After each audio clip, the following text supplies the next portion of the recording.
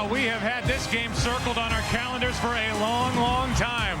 The New England Patriots, the Chicago Bears, late football action on a Sunday afternoon. It's the NFL on Fox, and this battle of 9-1 taking on 7-3. And now welcome to the broadcast booth, everybody. I am Joe Buck. Here is Troy Aikman, Pam Oliver coming up later. We've been looking forward to this game, and it's amazing that the Bears at 9-1 still feel like they have to justify their billing as one of the top teams in the NFL. Yeah, but I think more than the Bears having to be proving something today, I think it really kind of falls on Rex Grossman having to prove something, because when you look at why more people haven't jumped on the Bears bandwagon, it's primarily because of the inconsistent play at the quarterback position in Rex Grossman. Well, today he gets an opportunity to go up against one of the better teams, in the AFC conference and show what he's made of, because if they're going to win this ball game today, he's going to have to play a very good ball game. And I think on the other side, you've got a Patriots team kind of sliding by under the radar right now. They're 7-3. They haven't beaten a team at the time with a winning record. You look at what they've done this season, and they too feel like going against a Chicago team, they're going to prove themselves today. It's just hard to believe, Joe, that a team that's won 3 of the last 5 Super Bowls is in a position to have to prove that they can beat one of the elite teams in the National Football League, but yet that's what it is, primarily because they've lost to Denver, they've lost to Indianapolis, and not only have they lost to them, but they've lost to them here at Gillette Stadium. So they get an opportunity today to beat what is viewed as the best team in the NFC, the Chicago Bears. 2 weeks ago, the Patriots lost to the New York Jets here at home. In fact, the Patriots are 2-3 here at Gillette Stadium, and there's the situation with the grass field, chewed up, especially the middle of this field. And so what they did was install a new surface. Field turf has been put down, and what typically takes 6 weeks to make happen, changing the playing surface, leveling it out, having it settle in, instead took 8 days. And it's amazing the turnaround. It's the last time, Troy, that'll ever happen within a season, but the Patriots are thrilled about it. Well, to me, I think that there's something that had to have given in order to get this done. I mean, when you think about it, if it normally takes 6 weeks, the fact that they got it done in 8 days doesn't seem quite right.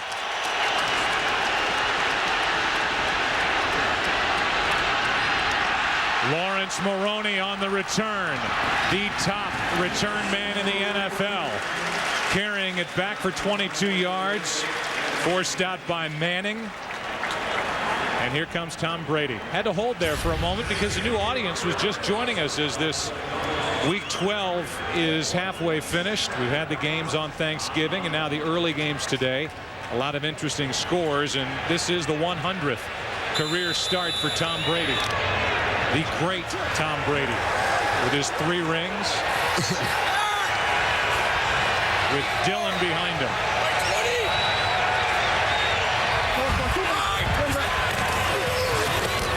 Corey Dillon gets it, chased by this top-rated Bears defense and forced out of bounds after a gain of 3 by Charles Tillman. Take a look at the rest of the offense. You know Brady, you know the name Corey Dillon. This offensive line is underrated, and they have done a very good job of blocking for the running game, and the combination of Dillon and the rookie Maroney, the top running back combination yardage-wise in the NFL. I tell you, Joe, I'm excited about watching Lawrence Maroney run the ball in person today. I've had a chance on television. I think this guy is really something special. 2nd down and 7. Out of the shotgun. And that pass is at the feet of Ben Watson. It's 3rd down and 7. Take a look at the defense, and it is terrific. As we talked about last week when they were playing the Jets at the Meadowlands, this is that rare unit that can get pressure with their front 4. Because of that, they can drop a lot of great athletes into coverage, and they are deadly on 3rd down and 6 and more. Anytime you can get pressure without having to blitz linebackers or safeties, that definitely helps your coverage on the back end. Showing blitz here. And here they come. Brady fires, and it's out of the reach of Caldwell. He was covered by Tillman. There was some contact downfield, but no flag is thrown. And for this Bears defense, a quick 3 and out. Well, there was contact at the top of the route. You called it, Joe. Caldwell working against Charles Tillman. Right there was the contact that was made. Caldwell was expecting a flag. A good opening possession there for the Chicago Bears defense. And a new punter is an old punter for the Patriots. Ken Walter is back. And that one was nearly blocked. Hester calls for the fair catch. I don't know how it wasn't blocked. Charles Tillman came in and could not get a hand on it as it left the left foot of Ken Walter. Rex Grossman takes. I mean, was this as close as I thought it was? You know, sometimes you get in there and you go to block the punt. You're so worried about roughing the punter if you don't get to the ball, but he veered to the left. Had he have stayed to his leg side, there's no question that he would have gotten the block. Wow. What a start that would have been for the Bears. Instead, from their own 25. Grossman fires, pass complete. Muhammad, gain of 5. Asante Samuel, who makes the start today, inactive last week, is there for the stop. And here is Rex Grossman, the guy you talked about. It has, without a doubt, been a roller coaster ride this season. Well, it has. I mean, he has played exceptionally well in 6 ball games. He's not played well in 3 of those games, in 3 of the other 4. And if you're going to beat a good team like the New England Patriots, then your quarterback is going to have to perform well. 2nd down and 5. Out of the backfield, it's out of the reach of Thomas Jones. 3rd and 5. Well, there's no doubt that Rex Grossman can make a statement here today, taking on this very good Patriots defense. The offensive line with Olin Kreutz in the middle, about as good as it gets at the center position. And then the backs and receivers. Thomas Jones has been hot. 3 100-yard games in his last 4 tries. Well, and the Bears, they've come out and they've thrown it the first 2 plays. They like running the football, but this New England defense has been stout all season, stopping the run.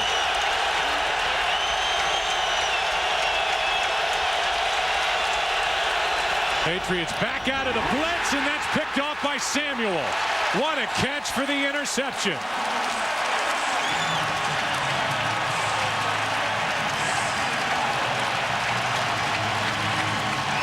The ball and Varian and Samuel all came together at the same time, and Samuel grabbed it.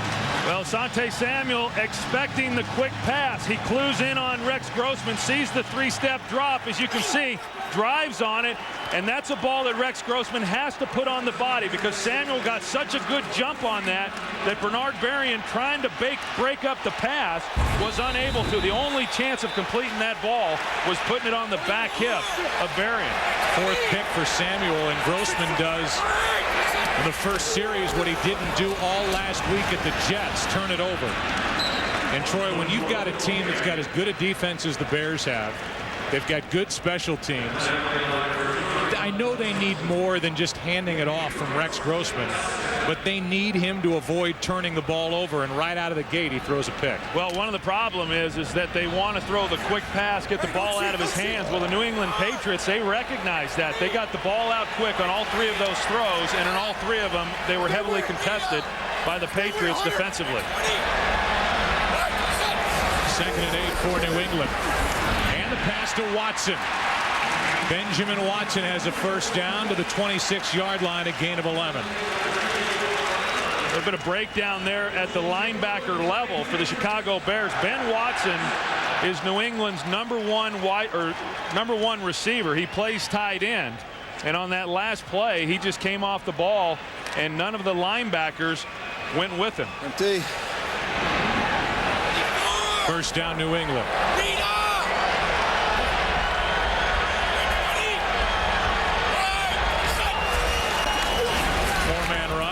Brady over the middle, and that was nearly into the arms of big Tank Johnson. Watson, the intended receiver, and Tank Johnson, who tilts the Toledos at 300 pounds, was back in coverage. Well, yeah, Tank Johnson, I mean, he drops back underneath this one now. Actually, it was the other side there, but they run a zone dog, and Tank Johnson trying to get underneath Ben Watson. So on the first snap, they don't get a linebacker over there to him. Instead, they try to get Tank Johnson to get underneath and cover that. He did better than the linebacker. Sarah! Watch 20! Sarah! Watch it! Handoff is Maroney, and the rookie runs into a wall on the right side. Briggs was there. A gain of 2, and it's 3rd down and long for the Patriots. Who was Sarah? I heard him call out the name Sarah right before that play. I don't know if I think that's one we'll never know. Huh? Come on, man. You're a Hall of Famer. Sarah. I don't know Sarah. The Bears were waiting for Sarah. Gain of only 2 by the rookie Maroney.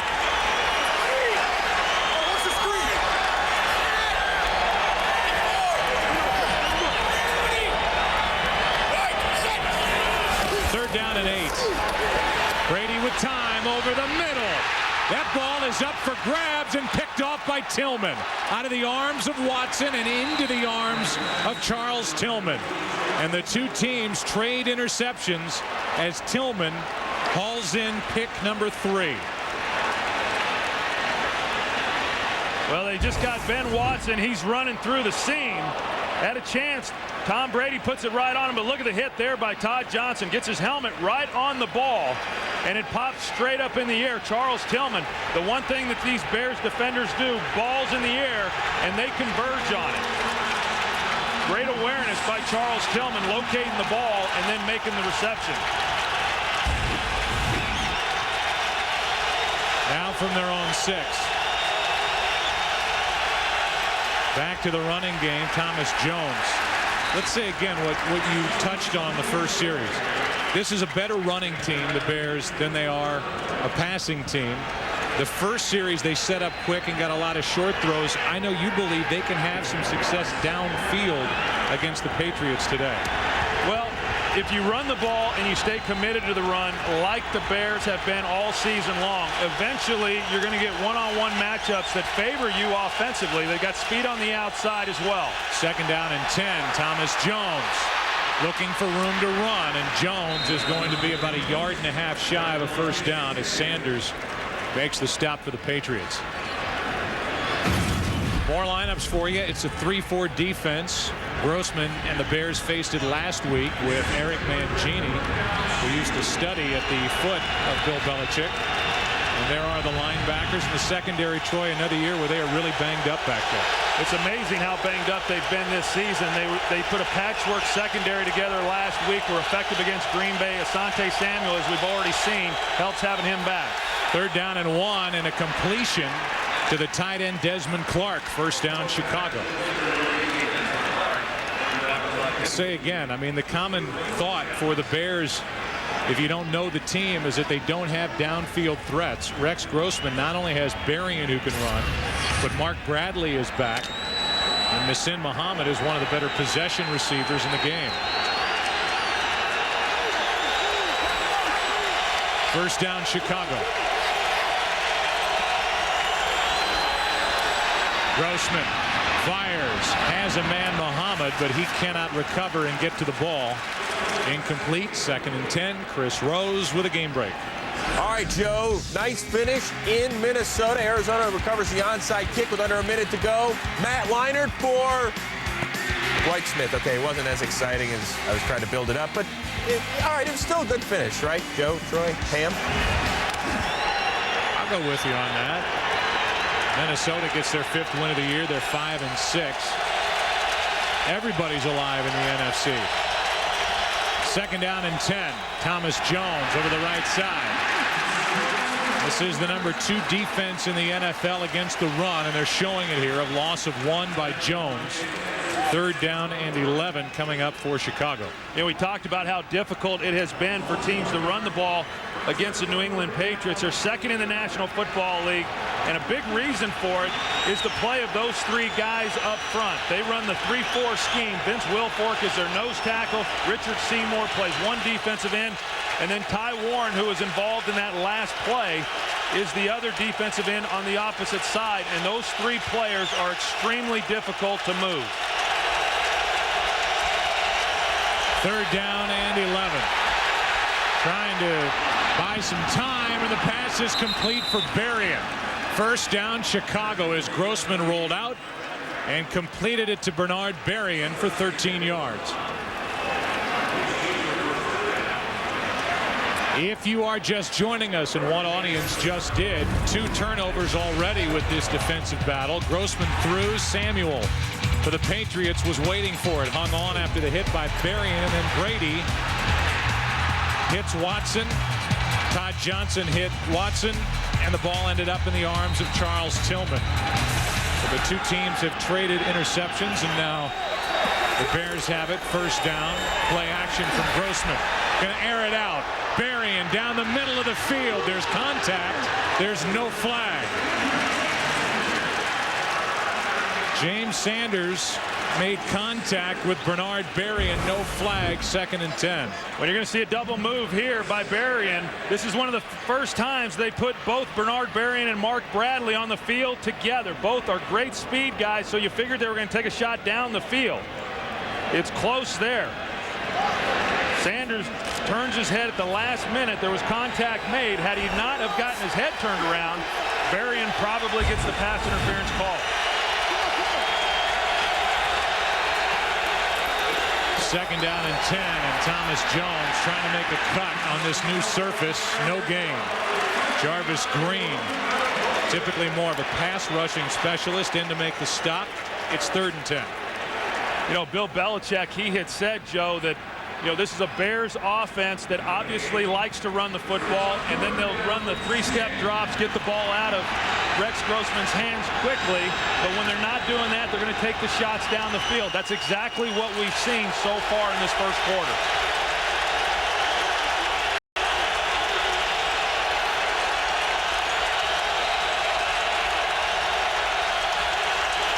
Blitz from the Patriots. Grossman off his back foot hits Bradley for a first down. A penalty flag comes in.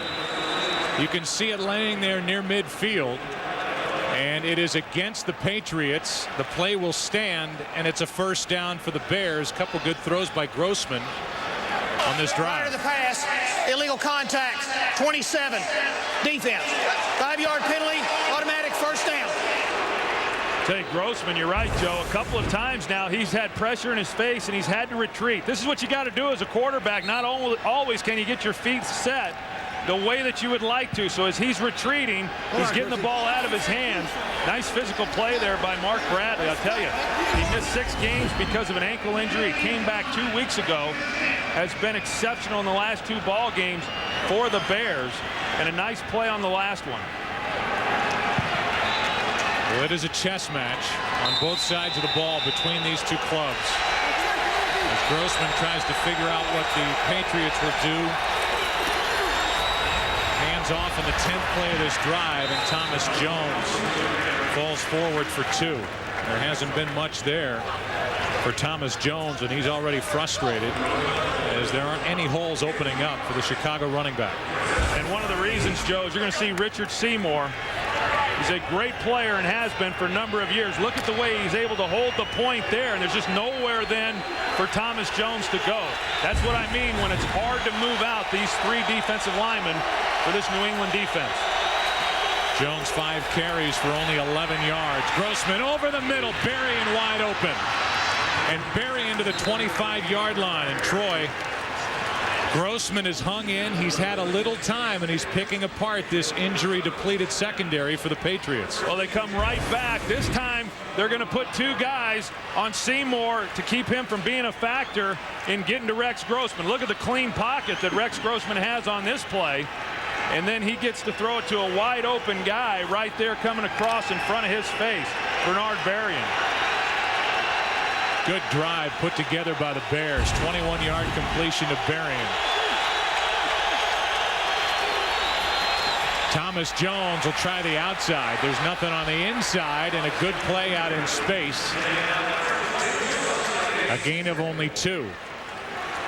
You know, the one thing about it, when you talk about the Chicago Bears, they're going to stay committed. Ron Turner, the offensive coordinator for the Chicago Bears, says we are a running football team, and so there are going to be a few good runs. There's going to be a lot of bad runs, especially early in this ball game, but they'll stay committed to it, hoping that as the game goes on, they'll be able to break some of those 2-3-yard runs into 6, 7, 8-yard runs.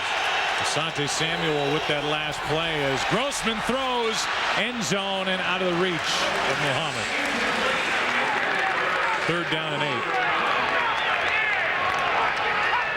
The hottest place kicker in the game belongs to the Chicago Bears with Robbie Gould. And Chicago is inside his range as they're about to unload their 14th play of this drive.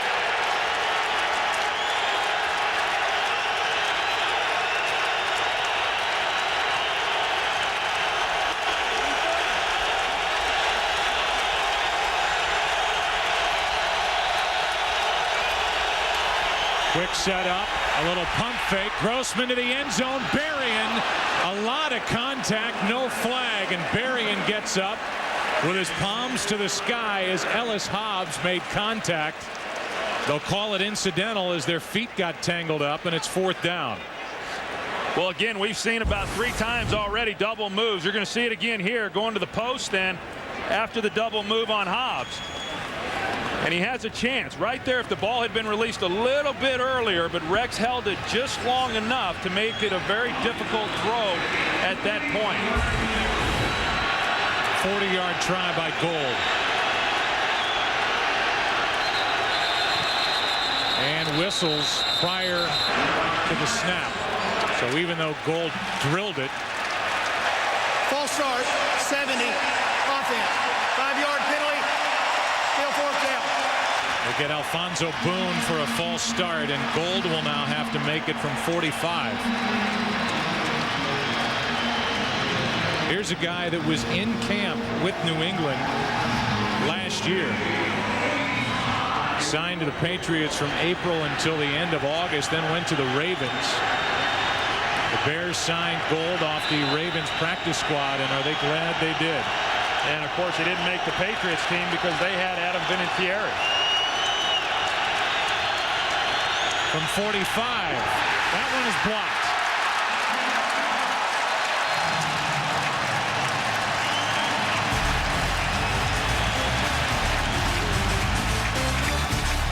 So the streak is snapped. The field goal attempt blocked. No score.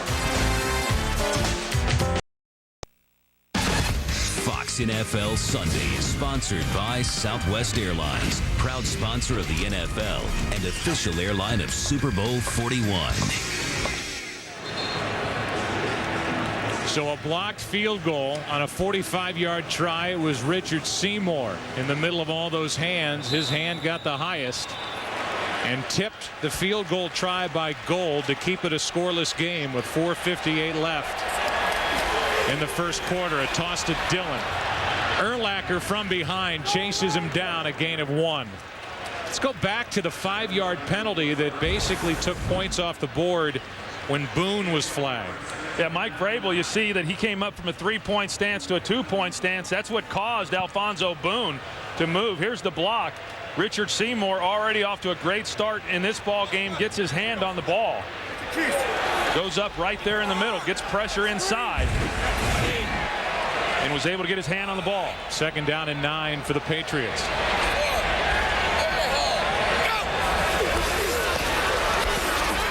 Brady throws out of the backfield. It's Maroney. Hunter Hillenmeyer is there along with Vasher, and a gain of 4. You know, Tom Brady here over the last 4 or 5 ball games, he has really kind of come into his own. He's starting to throw the ball a little bit better. He's feeling much more comfortable with the players around him. Think back to last year, he lost his top 2 wide receivers, Deion Branch and David Gibbons. And now Ben Watson has become a much more integral part within this passing game. 3rd down and 5.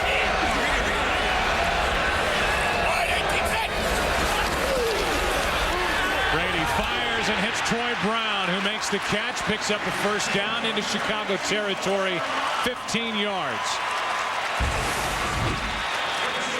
Brian Urlacher trying to put a little bit of pressure on Tom Brady.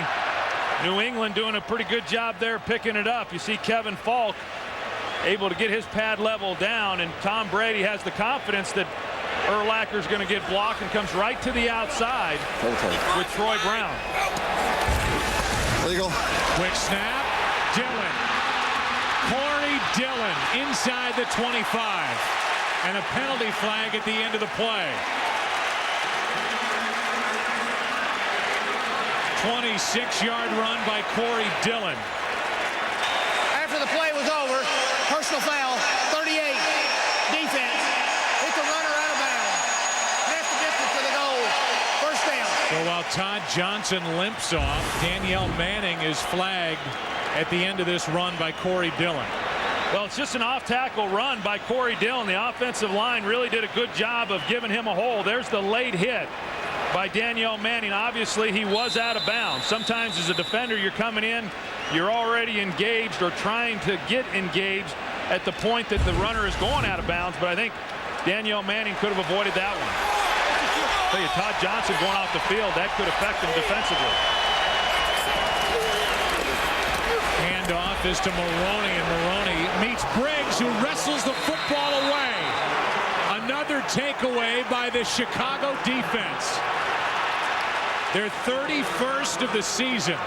And Lance Briggs, Troy, just took it out of the arms of the rookie Maroney. And it's what they practice all week long. That's why they lead the league in takeaways. They stand running backs up. They try to strip the ball away from them, and that's exactly what happened here on Maroney. What a play by Briggs. Still no score in New England. Fox NFL Sunday is sponsored by Samsung, the official HD TV of the NFL. By Wendy's, do Wendy's new double melt and do what tastes right. By Visa, go on, live life, and remember that no matter what it takes, life takes Visa. And by Volkswagen, plug in your first stack guitar to the stereo and make your V-dub rock. 11 straight games with 2 or more takeaways for this Bears defense. The best streak in the NFL since this Patriots club, 03-04. And in the backfield, it's Benson.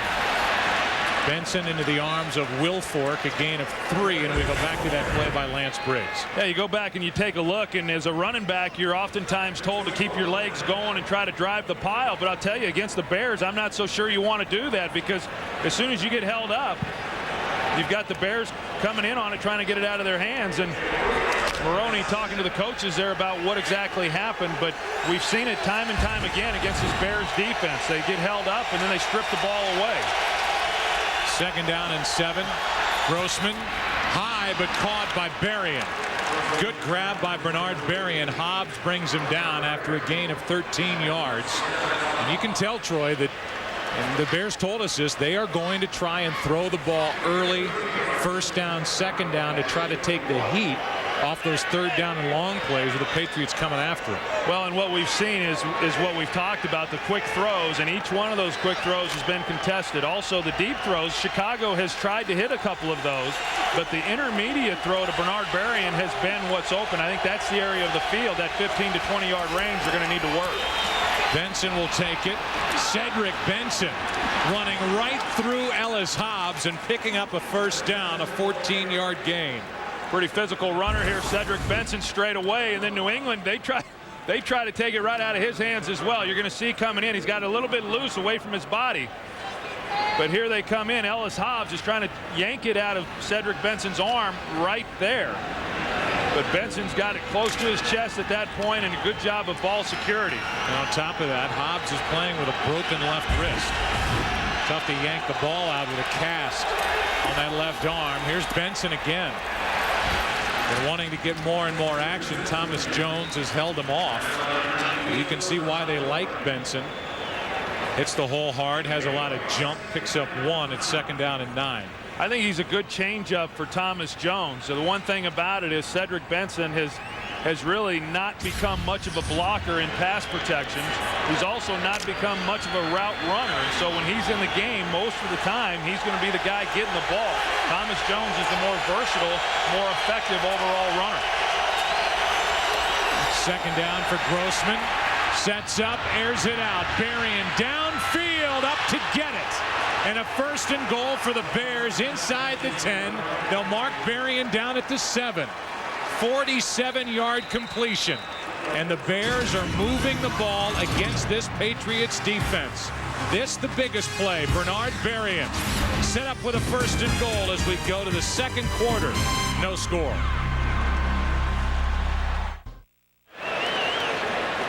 During the break, prior to the start of the 2nd quarter, Bill Belichick dug that red flag out from his sock and threw it out onto the field. We've been watching replays of that catch by Berrien, and the guys upstairs told Belichick to throw the challenge flag. As you see at the end, there's a bobble. The ball is in the gut of Berrien. It does come loose, but I don't think you ever see the ball hit back against the turf. I think Berrien catches that. Yeah, I do too, Joe. I think you're right. I think there is some movement in the ball, but the left arm there, the left forearm, is under the ball.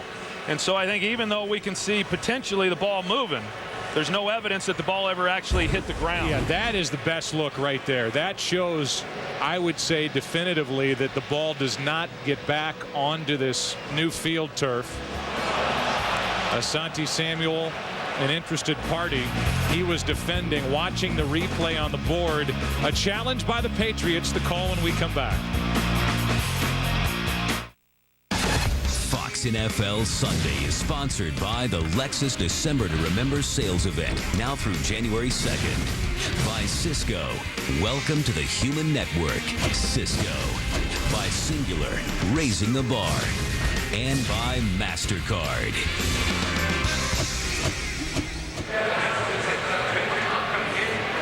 We will get the call from Walt Coleman. After reviewing the play, the ruling on the field stands. The ball never touched the ground. It's a completed catch. New England is to charge for their first team timeout. It is the 5th catch of 40 or more yards this season for Bernard Berrien. And Troy, these guys on the outside that can really run, Berrien being the top threat, Bradley right behind him, they are giving this secondary fits. Yeah, and Asante Samuel was in perfect position on that play to make a play on the ball, potentially even intercept it. First and goal, the ball at the 7.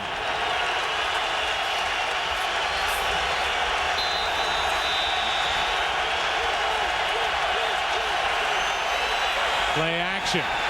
Grossman back of the end zone, no one there. Muhammad the closest one to it. His fullback McKee was also in the area, but basically thrown away by Grossman. It's 2nd and goal. You know, and Bill Belichick, he's got to be pretty upset right now with the defense because, you know, as he said to us, he fully expected them to be taking the shots down the field. And what's more frustrating is, as I said, Asante Samuel in a position to make the play and yet not being able to make it.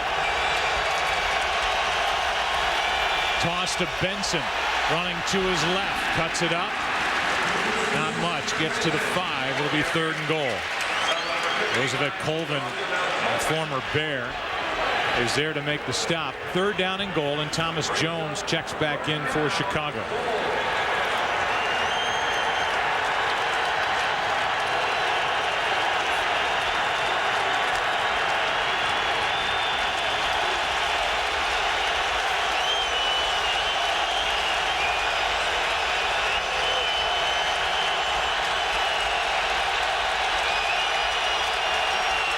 Grossman lost the football, and the Patriots recover. Richard Seymour is having an all-world half. He's blocked a field goal, and he comes up with a turnover as Grossman could not handle the snap. These two sides trading turnovers. Another takeaway for the Pats defense. Still no score.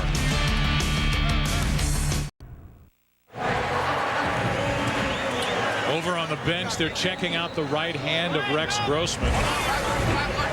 And moments ago, squirting some cold water on it. I don't know if he maybe banged up that hand going after the fumble, which happened on the center quarterback exchange as Maroney with a nice run. Picks up 7. We'll take a look at Rex Grossman's hand there, particularly his left hand, and see how it separates there. And so what happens is ideally you'd like to be able to keep the hands together so when the ball comes up you're able to then get a grip on the ball. What he does is open it up, so on a short snap you're not able to then get a hold of the ball, and that's what happened with Rex in the last play. Hand off to Maroney, and boy was he swallowed up by Urlacher. Woo. He can make a running back disappear. A loss of 1, and it'll be 3rd down.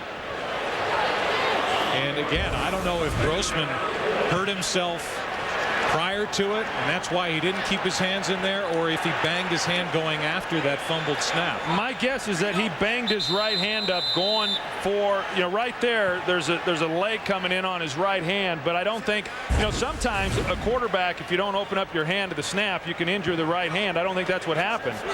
But now they've got other concerns with Brian Urlacher coming over to the sideline, shooking up himself. Yeah, he's looking like he's having a tough time catching his breath after banging into the body of Maroney.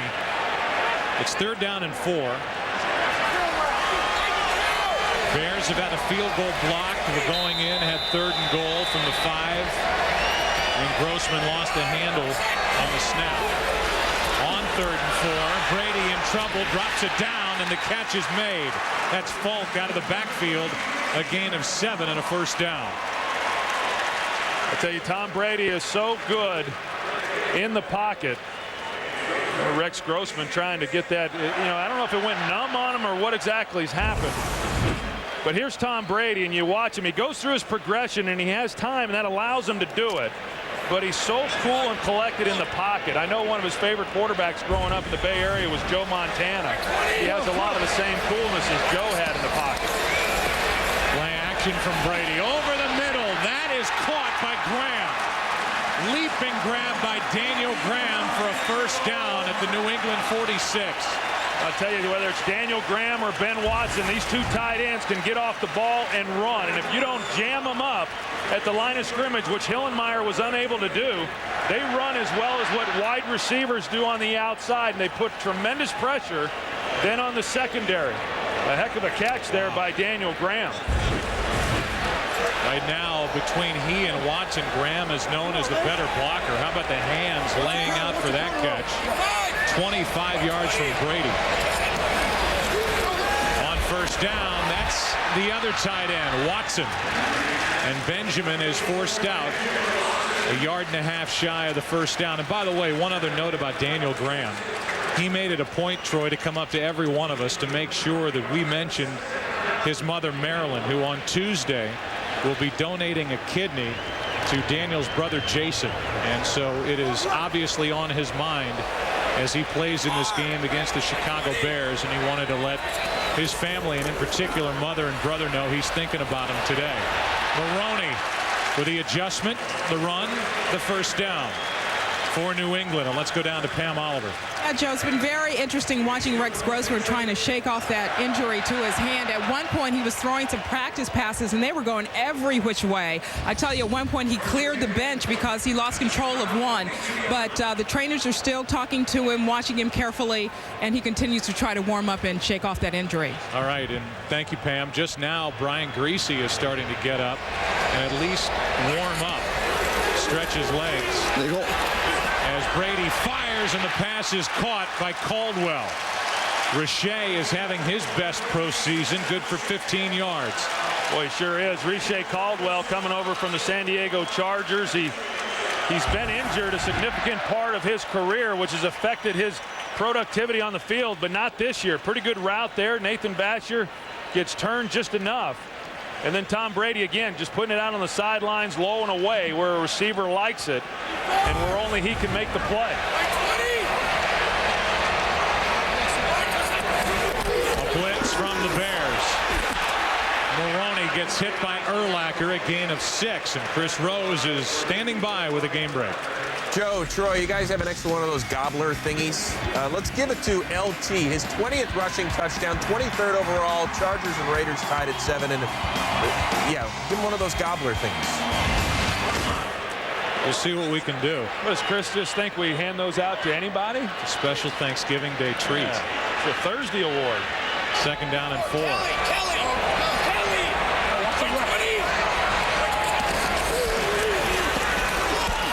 To Maroney, 1st down New England.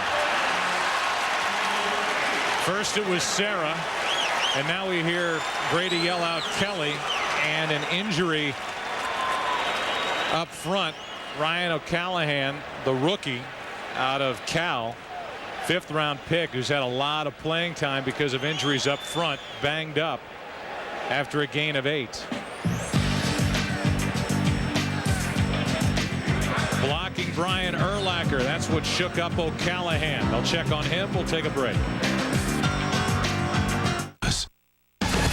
Fox NFL Sunday is sponsored by the Lexus December to Remember sales event, now through January 2nd.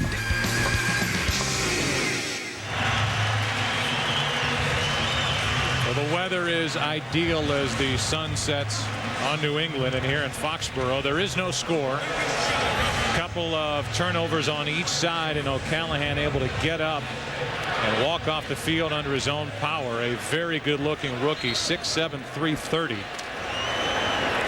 And now it's Kaiser taking over at right tackle. Kaiser started the game. O'Callahan was in there, tried to block Brian Urlacher, and came up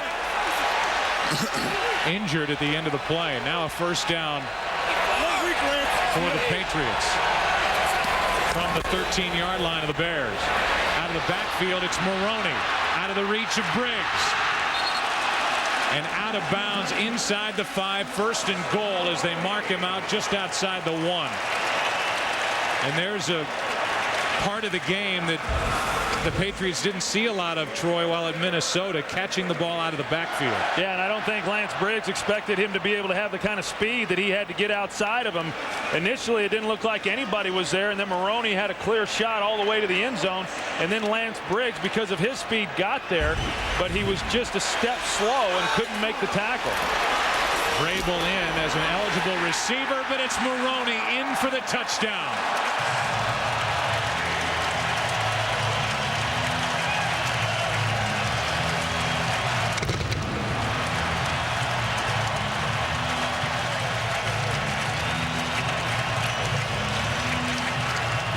Maroney, the rookie, gets his 4th rushing touchdown of the season. And it's New England out on top here in the second quarter. Well, you watch that right side of the line and the push that they're able to get. Ben Watson, he gets a little bit of a push himself. They lead it up in there with Maroney. Nice execution. And that extra point is good. There's a flag down. There's a flag down. It looked like the Bears were offside, and if that's the case, they'll mark it off on the kickoff. But we'll get the call from Walt Coleman. So while you watch the celebration with Maroney in the end zone, here's the call. Offside, 23, defense. That 5-yard penalty will be assessed on the kickoff. That's Devin Hester. Tom Brady and the Patriots trying to prove a point against this Bears defense. Brady pumped up. Patriots on top 7-0.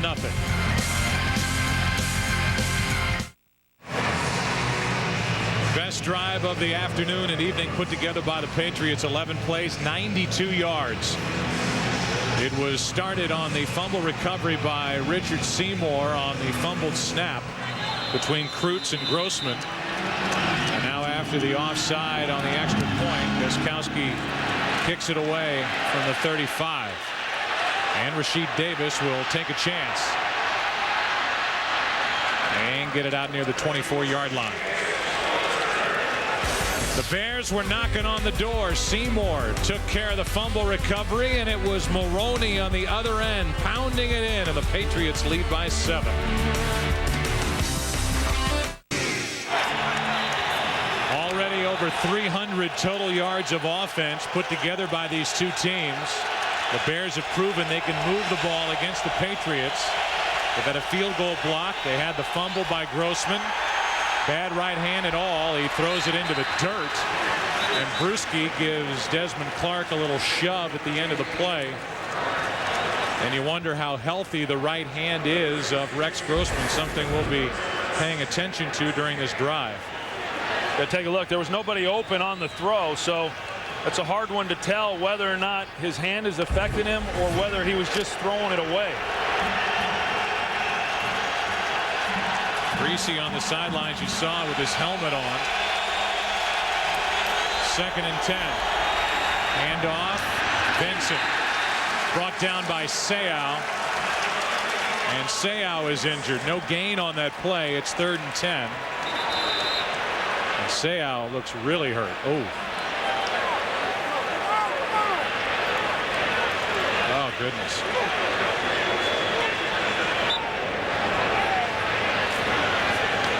Seau made the tackle. He's been a great addition, a late addition, but a good one to this defense, and it does not look good for Junior Seau. It'll be a 3rd down and 10 for the Bears when we come back.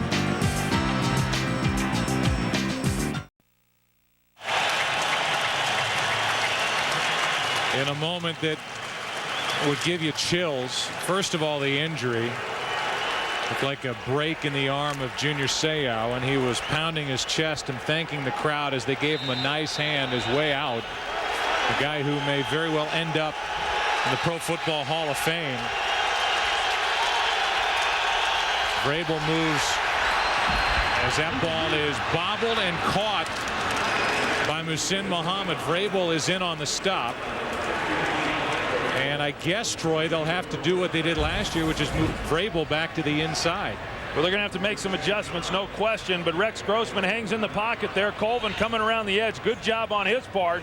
And then you've got Troy Brown trying to keep up with Muhsin Muhammad there in that slot position. Muhsin Muhammad bobbled it, but then was able to regain control and pick up that 1st down. Vrabel is on the inside, and right through the middle of this defense is Benson. Cedric Benson through the heart of this defense, a 16-yard run. Well, and you're right. They put Mike Vrabel inside. And you're going to see he comes up downhill trying to get in on the play. Right here is where they pick him up. But you can see the hole that was formed. And right now, Cedric Benson is having much more success running the football than what Thomas Jones is, primarily because he is a straight-ahead downhill runner, and he's been very physical so far in this game. Jones is back in the game and a flea flicker. Pressure from Ty Warren and a drop-off to Gilmore, the tight end. Wilfork is out there to make the tackle for the Patriots as Gilmore made the catch, and a gain of only 2. Well, they run the flea flicker. They want to take a shot deep down the field. The Patriots were not fooled on the play, but Rex Grossman does a good job of just getting the ball off to Gilmore. They didn't pick up many yards on the play, but here comes Wilfork. Tell you, we talk about the Bears and how they pursue and what they're able to do as far as running sideline to sideline. That is great execution by a big man, and Vince Wilfork making the tackle. 2nd down and 8. Handoff is to McKee, the fullback, in a nice run. Picked up 7, a yard shy of a 1st down. Here's Chris Rose with a game break. All right, Joe, I know you and Troy are doing the big Cowboys-Giants game next week, so I'm doing a little advanced scouting. Whenever the G-men are near the goal line, they hand it to that guy, Brandon Jacobs. He's got 2 touchdowns today and 8 on the season. It's 21-0 in Tennessee. Back to Joe, Troy, and Pam. Thank you, Chris. The cure for what ails the Giants, the Titans. Yeah, they better be careful. Tiki's going to get upset if they don't let him run it down there. 3rd down and 1. Handoff is to Jones, and Thomas Jones lunges forward, and it depends on the spot. They've either got the 1st down by inches or they're short by inches, and you wonder what decision would be made on the sideline. Ball is at the 35. You're at the outer edges of field goal range. If they don't have enough for the 1st down here, they may go for it anyway. I think they would. I think the way that they've been able to run the ball, and they've had their most production running the football right at them. We haven't seen a lot of them trying to get to the outside, and when they haven't had much success doing it. And they get it by the very nose of the football, which is good news for the Bears for a couple of reasons. A, they get a fresh set of downs. B, Bill Belichick's defense, the best 4th down percentage in the NFL. Opponents only 1 for 7 going for it against the Patriots on 4th down.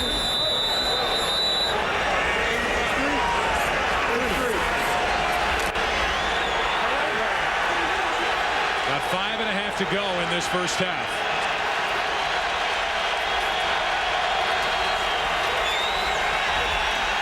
Grossman, Gilmore, and he is hit immediately by Colvin. Gain of 3. We look ahead to next week. Fox's flexible schedule hand-picked game. A battle for the NFC East.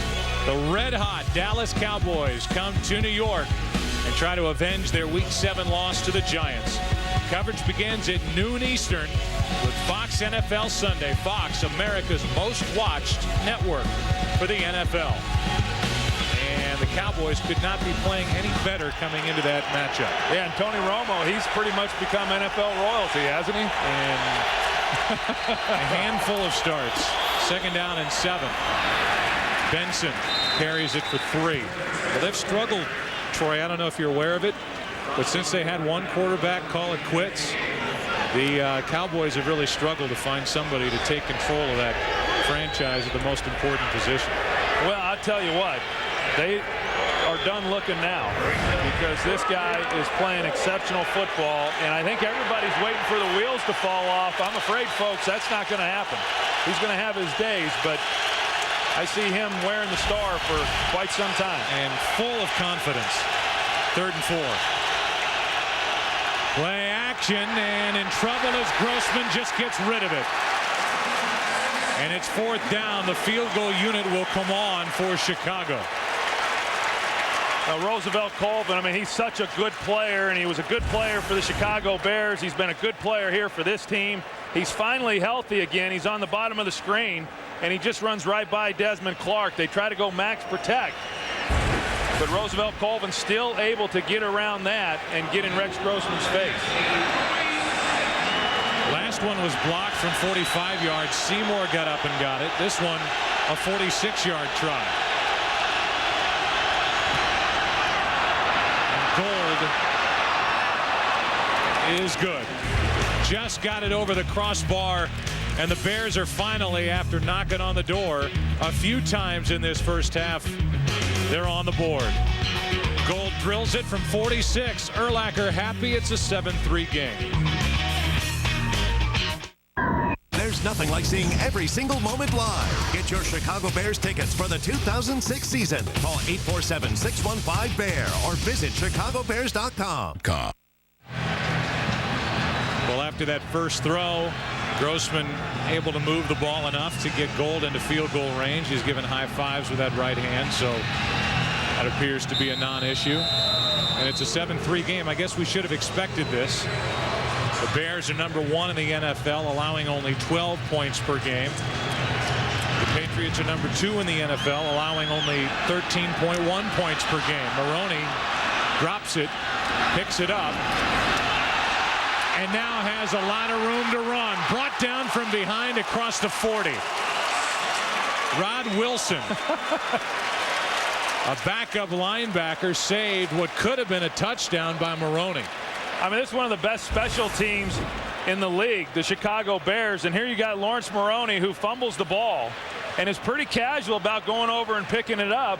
And yet he's still able to, he almost broke this all the way for a touchdown. Just poor tackling there by the Chicago Bears, and it gives New England great field position. 37-yard return by Maroney, who's number 1 in the NFL. The rookie is at just under 30 yards per kick return coming in. Under 4 to play, and out of the backfield, it's Corey Dillon, not much, as Hillenmeyer forces him out. Tom Brady's numbers are great no matter how you look at him or how you want to carve him up. Last 19 games against the NFC, he's 17-2, 41 touchdowns, 13 interceptions, and a quarterback rating of just under 100. And I'll say this, whether it's them losing Branch this year or Givens, or the guys that he's playing with on the outside now, good players, certainly not in the category of great NFL players. This guy proves every year how terrific he is, as Dillon is brought down by Tank Johnson. A loss of 4 on the play as big Tank Johnson, all 300 pounds of him, gets into the backfield to make the tackle. Yeah, Tommy Harris on the other side, he gets most of the double teams, and so Tank Johnson then gets usually single blocking. I know in talking to Ron Rivera, the defensive coordinator, prior to the game, he says we're looking for just a little more out of Tank Johnson. He's had a good year, but we just want a little more out of him. Ron Rivera will be happy with that play. 3rd down and 11.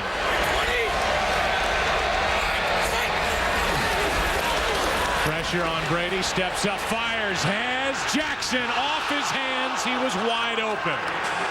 The rookie Chad Jackson behind the defense, and he could not haul it in.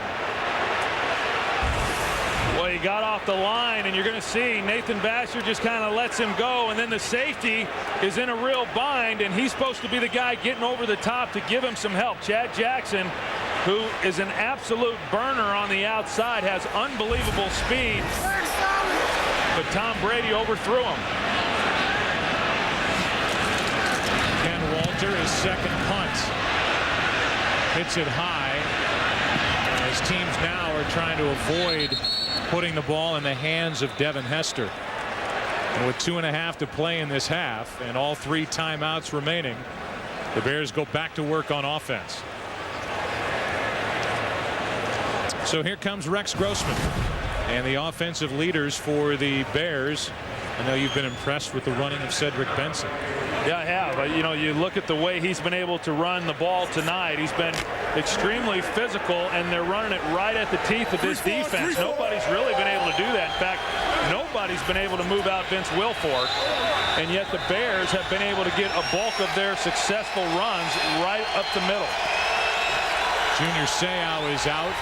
Pass for Berrien, well thrown and caught by Bernard in front of Asante Samuel. It is enough for a first down. Nice little timing route to the outside. Berrien turned around, and there was the ball, and there is Rodney Harrison. That's Rodney Harrison, and they really do miss his leadership out here on the field. And you know, one of the many guys who've been banged up there in that secondary. Came off the injury last year, got himself ready to play this year, and then he's been out now for the last 3 games. Grossman down the middle for Berrien. And Samuel had better position for the ball than Bernard Berrien. A lot of pressure by Roosevelt Colvin on that last play. Yeah, Roosevelt Colvin coming off the edge, and they're able to get just enough of him there. Thomas Jones to slow him up just enough to keep him from being able to get on Rex Grossman. And here Asante Samuel, really, he was the receiver. Bernard Berrien ended up playing defensive back, trying to keep him from getting that ball. Speaking of defensive back, Troy Brown is in to play against the slot receiver, number 80, across from Muhsin Muhammad. A blitz from New England. Bears pick it up, and the pass broken up. And who is it? Troy Brown. He's amazing. 35 years old, playing 2 ways, and he broke it up in front of Muhammad. Well, and what makes him such a good cover guy is really what allows him to be such a good receiver. He understands leverage. He understands the inside game. And that may sound simple to a lot of our viewers, but that inside position, whether it's as a wide receiver or as a defensive back, when you talk about a guy who has 2-way breaks, it's very difficult to defend the inside slot receiver. But because that's the position Troy Brown plays on offense, he's able to do a pretty good job of it. Across from Rasheed Davis now is Brown, and on 3rd and 10, it's the tight end Clark who's brought down by Vrabel. Big tackle by Mike Vrabel to save a first down. It's 4th down for Chicago. It's the 2-minute warning. Moments ago, that missed opportunity for the Patriots off the fingertips of Chad Jackson. Fox NFL Sunday is sponsored by Visa. Go on, live life, and remember that no matter what it takes, life takes Visa. 1:55 to play. There's that nice moment as Junior Seau makes his way out after what looked like a break in his arm. The injury updates: Todd Johnson out with an ankle, Leon Joe a special teamer, a hamstring injury, Ryan O'Callahan a neck injury, although he got up and walked off, and then Seau, as I said, a guy who could very well end up in the Pro Football Hall of Fame. You wonder if we've seen him walk off the field for the final time. That one was blocked. It still takes a decent Chicago roll down to the 39-yard line as Mike Wright got his big body in there and got his hands up and got a piece of the punt by Maynard. You're going to see him coming to your screen, and just got enough of it there to deflect the ball. I tell you, special teams, and you know that going into a game like this, when you're talking about 2 good defensive teams, 2 good offensive teams, overall, what's going to make the difference? Oftentimes, special teams is what makes the difference. I know Bill Belichick said we just hope to be able to break even with our special teams, and there's been good plays and bad plays so far for each ball club. Each side has turned it over twice. Richard Seymour of the Patriots blocked a 45-yard field goal try by Gold early. Falk brought down by Briggs and Urlacher. Two guys who know how to tackle. A gain of 3. Visa halftime show is coming up as the hurry-up offense. 2-minute drill. Brady, Falk again. Falk's got a first down at midfield. The Visa halftime report. They'll have scores and highlights from around the league, and the Fox Sports ticker will keep you updated with up to the second stats. 2 timeouts left for New England. Brady can't find anywhere to go with it and just slides down. Had plenty of time, but great coverage downfield. I know you have something to say, but you're just going to have to wait. One of these times. That's okay. Right after this break, you can say it. Visa halftime show. The guys are right outside this stadium. Terry wanted me to say his name during the broadcast. So Terry Bradshaw, along with Curt Menifee and Jimmie Johnson and Howie Long. Yeah, and great job with the show this morning. That was fun. It was fun. It was fun to watch. Thank you. There's a good crowd out there today, too. They played nice. 2nd down and 9, and it's Falk on a screen. Tripped up by Briggs. Boy, he's busy. I know we always talk about Urlacher, but Lance Briggs is all over the field. Oh, you know, he's one of those guys like what Alex Brown is and Urlacher, but they run to the ball, and this defense has been built on speed, and Lance Briggs is one of the guys that brings that. Already the 6th tackle for Briggs. That's high, but caught by Maroney. Has a first down inside the 35. You know, and because of the block punt, they got great field position, and then there was no urgency for Tom Brady to have to force the ball down the field. He's thrown a number of those checkdowns to put them in the position where they currently are. Under 20 seconds to play, and the pass. Caldwell caught it and gets out of bounds. 16 seconds left. Well, this is exceptional right here. Look at the hands. I mean, that is textbook how to catch the football. Oh, that but did might be reviewed. Yeah, and you can bet that Lovie Smith well, actually, that'll be up in the booth. It would be a booth review. I can't imagine them not reviewing this. They have to. Now the whistles.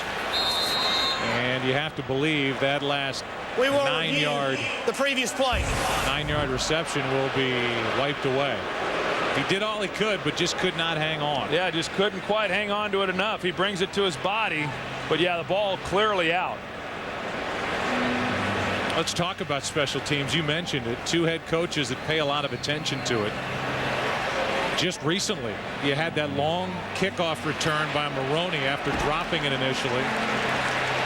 And that set up that little battle for field position. And then the tipped punt, the shorter field, and the Patriots trying to take advantage of it. You know, I think special teams for most people is just not a real sexy part of football, you know, and so it doesn't get talked a lot about. It's always the offensive and defensive matchups, but you know, special teams is such a huge part of the outcome of a game, and so when you've got 2 evenly matched teams, special teams is what's going to help determine field position.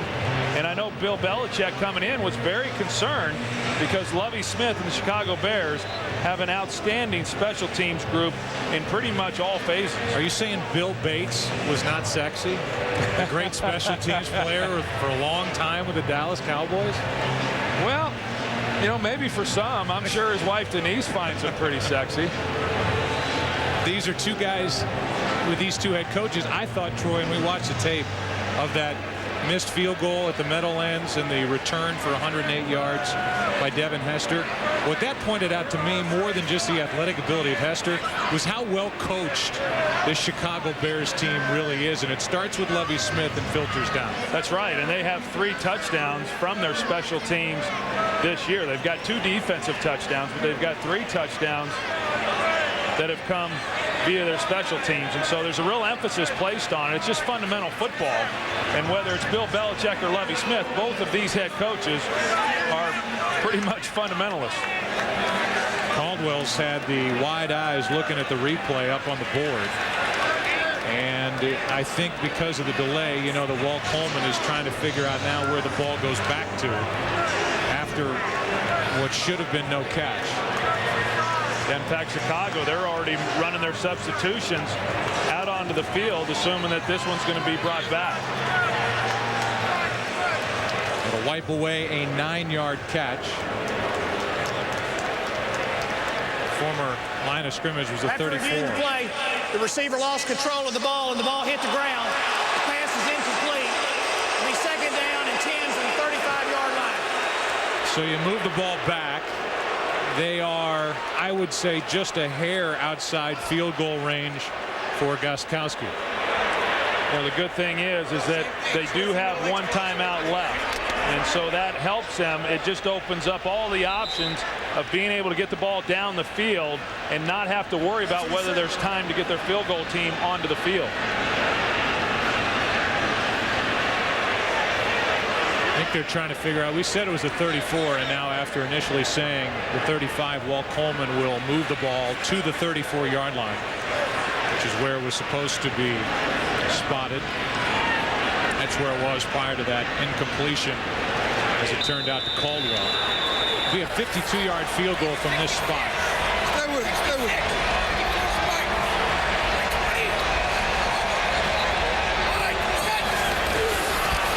Brady, quick throw. Watson, there he is again. Briggs gets his right hand up and knocks it down. Man, this player, Lance Briggs, is having a heck of a game. Well, there's just not many linebackers that can run with Ben Watson. This is an excellent play by Lance Briggs. Initially, it looked like Tom Brady threw the perfect ball to get it over his hands and into the hands of Ben Watson, but a great play by Lance Briggs. Said it'd be a 52-yard field goal. From here, the season long for the rookie, Gostkowski, is 49. Briggs, as whistles stop the action. Timeout taken by Chicago. Briggs, 6 tackles, a forced fumble, a fumble recovery, and a pass defended. What a half here in Foxborough.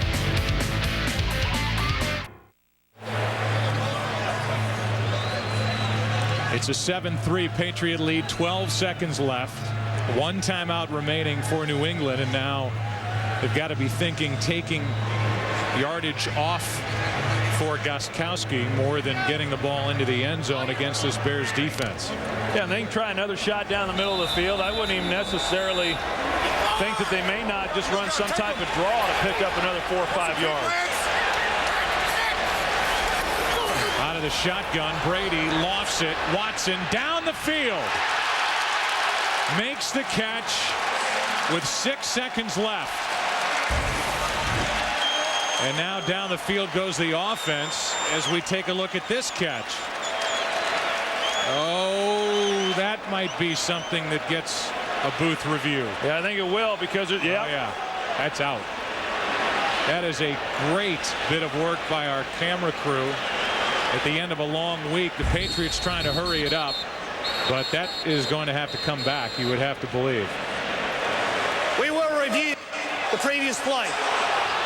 Now, if this comes back, Troy, now you're looking at 6 seconds left, and you're not going to have enough time to get some more yardage off the total for Gostkowski, and he may try for his season long. But that is not a catch.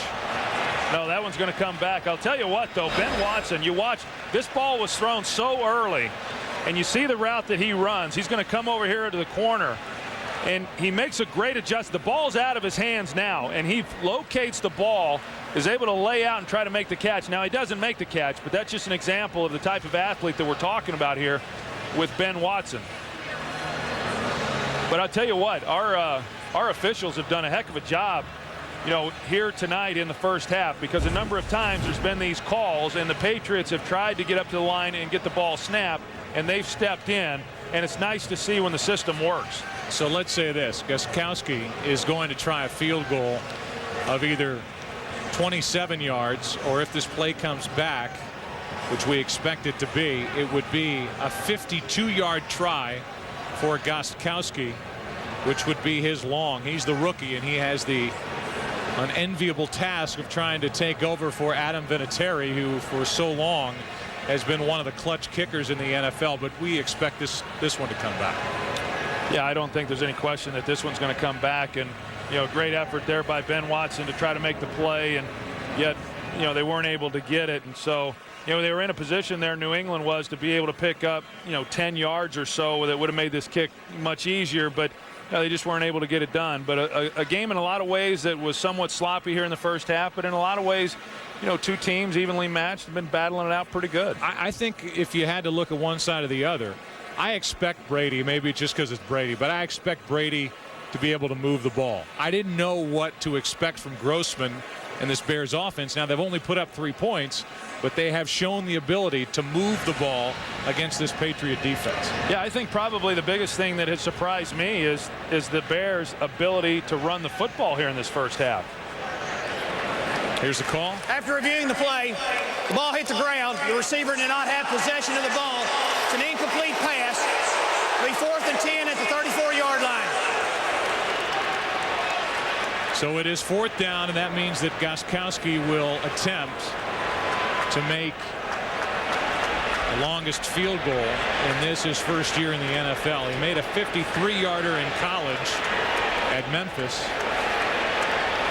And this will be his first attempt of more than 50 yards. It'll be a 52-yard try in what is now a 7-3 game.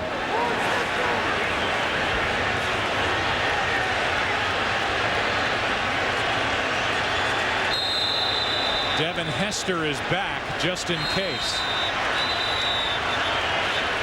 And now the Bears are going to take a timeout. So this kick didn't happen. Even though Gostkowski drilled it. God, I guess so. Man, that thing would have been good from 60. I mean, there's no question about his leg. But the Bears got a late timeout granted, and Gostkowski will try and do it again. I wonder if they'll even bother keeping Devin Hester back there. Now, Devin, you can come up to the line now. This thing is from 52 yards. It crosses. My gosh, that thing was halfway up the upright. But Lovie Smith got the timeout in prior to the snap. I mean, that's not even right. When you've got Lovie Smith right there with the official and probably alerted him, hey, just before the snap, I'm going to call timeout here. So try it again. This kid just boomed it.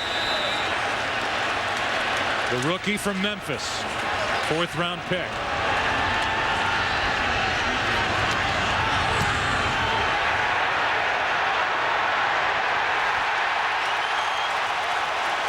Got it.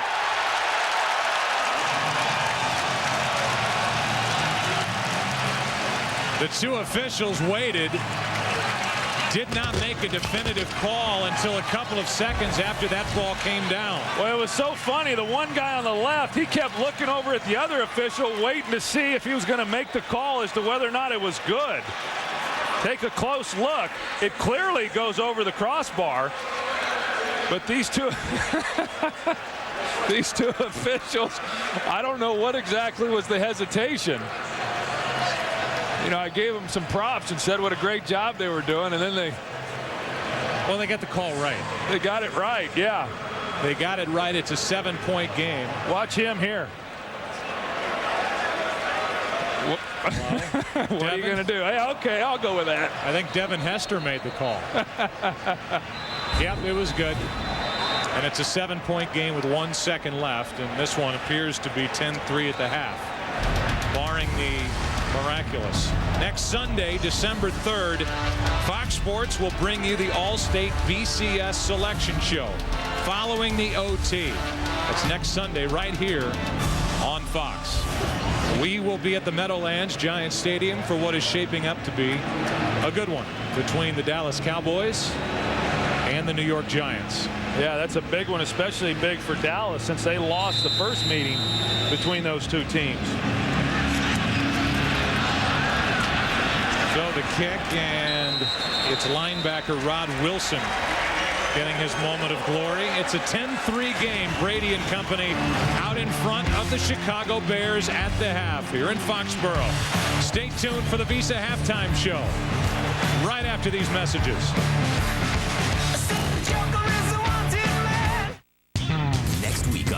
Fox NFL Sunday. The pregame show is on the road and coming to you live from New York. Then you'll see Rex Grossman and the Bears as they look to lock up the division title against Brad Johnson and the Vikings. Followed by T.O. and the Cowboys battling for first place against Eli Manning, Tiki Barber, and the Giants. Live from New York, it's the fourth Fox NFL Sunday pregame show next week in HD. The Visa Halftime Report is sponsored by Visa, proud sponsor of the NFL. Life takes Visa. Well, as we sit here in the parking lot with Foxborough, Curt, Menifee, Howie Long, and Jimmie Johnson, wondering why Terry Bradshaw was the only one who got mentioned by Joe Buck. Because you know the only one that asked to be It's called a $100 bill. Here we go. Patriots hosting the Bears. Coming out on the field. Lawrence Maroney, 1-yard touchdown run. 7-0 New England Patriots. Junior Seau, the great Junior Seau, broken right arm, has to leave this football game 10-3 Pats over the Bears. That's a halftime score. Giants and the Titans. Tiki Barber on the left, Tom Coughlin, the head coach, on the right. Tiki calling out the coaches. Who knows? Eli Manning, the Plaxico Burrows. 3-yard touchdown, 7-0 Giants. Brandon Jacobs take the pitch to the right, back inside, 10-yard touchdown run. All Giants. 21-0 over the Titans. That's an early third quarter score. All right, Howie Long's Raiders. Rashard Lee, 1 yard out. Howie was jumping up and down, attempting backflips back there. About hurt himself. 7-0 Raiders. LaDainian Tomlinson takes it in from 4 yards out. Jimmie was jumping and doing flip-flops. We got a great game there, 7-all. Elsewhere, Michael Vick, 166 yards rushing in a losing cause to the Saints. Jason Campbell gets his first victory as an NFL quarterback. The Rams end a 5-game losing streak, snapping San Fran's 3-game win streak. Matt Leinart, a rookie record 405 passing yards, but the Vikings still knocked off the Cards. Baltimore goes 5 games up on the Steelers in the AFC North.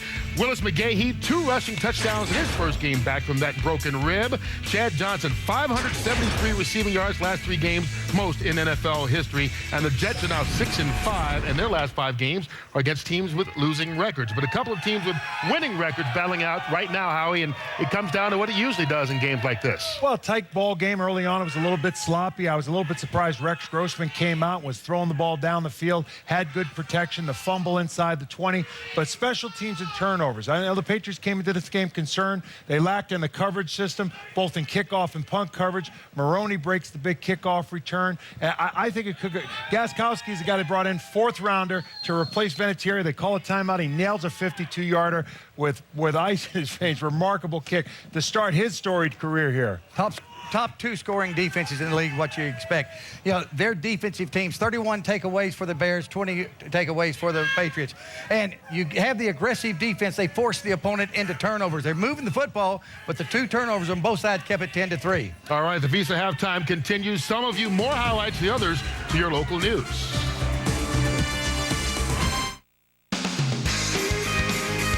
Visa, proud sponsor of the NFL. You want the inside scoop? We got Rex Grossman for you tonight at 10 on The Final Word. Every single moment counts. Every single play matters. And there's nothing like seeing every single thing live. And down he goes! Touchdown Bears! Oh yeah, baby!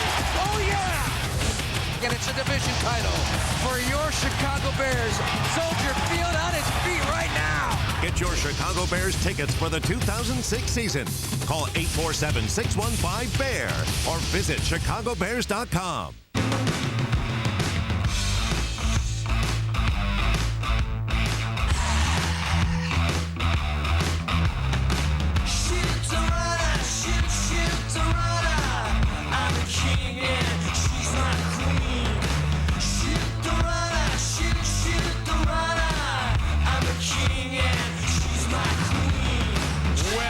Been only the one touchdown, the Maroney touchdown run. Grossman and the Bears have been able to move the ball but have only 3 points on the board. Each side has 2 turnovers. Our fantasy update, fantasy stats. Grossman does have the interception, threw for 157 yards during the first half. Maroney and then Bernard Berrien was able to get open running through this Patriots secondary, but a couple of turnovers, a blocked field goal derailed the efforts for the Bears, and it's a 10-3 game. The second half about to get underway. And by the way, for the latest in fantasy stats, you can log on to foxsports.com. Bears start this second half with the football.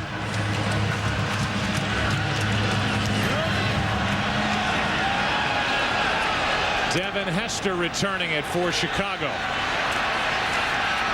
Showing that great speed, getting to the far sideline and getting it out across the 35. They'll mark him out at the 36, and let's go down to Pam Oliver.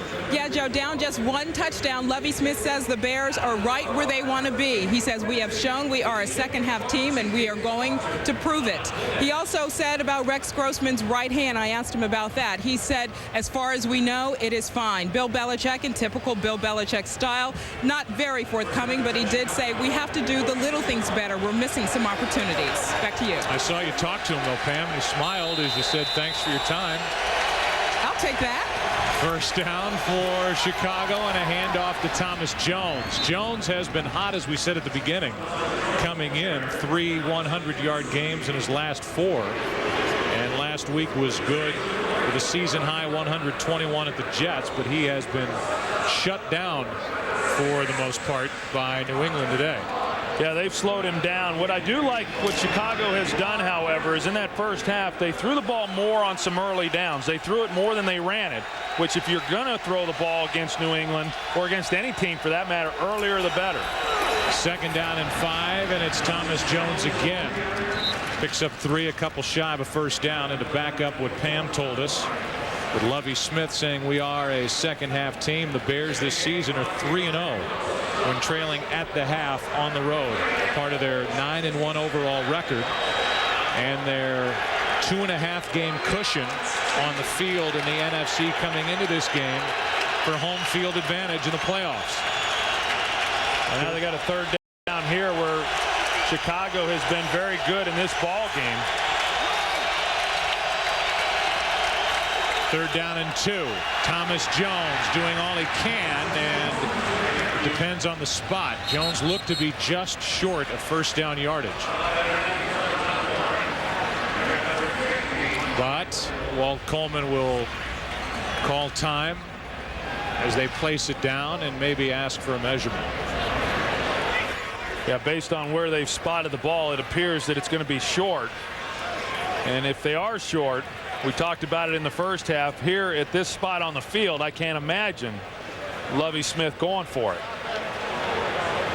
I wouldn't think so, but you don't know.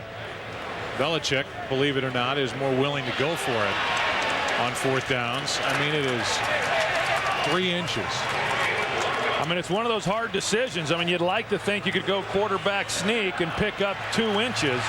But if you don't make it, I mean, you're basically automatically giving up at least 3 points to the Patriots, and Lovie Smith's going to punt. And you've got a defense that's #1 in the NFL. If you're the Bears, you can't feel too bad sending them out onto the field to go after New England, as good as the Patriots are. Well, as we have talked about, I mean, it's a game of field position, so why even take the chance of giving that up?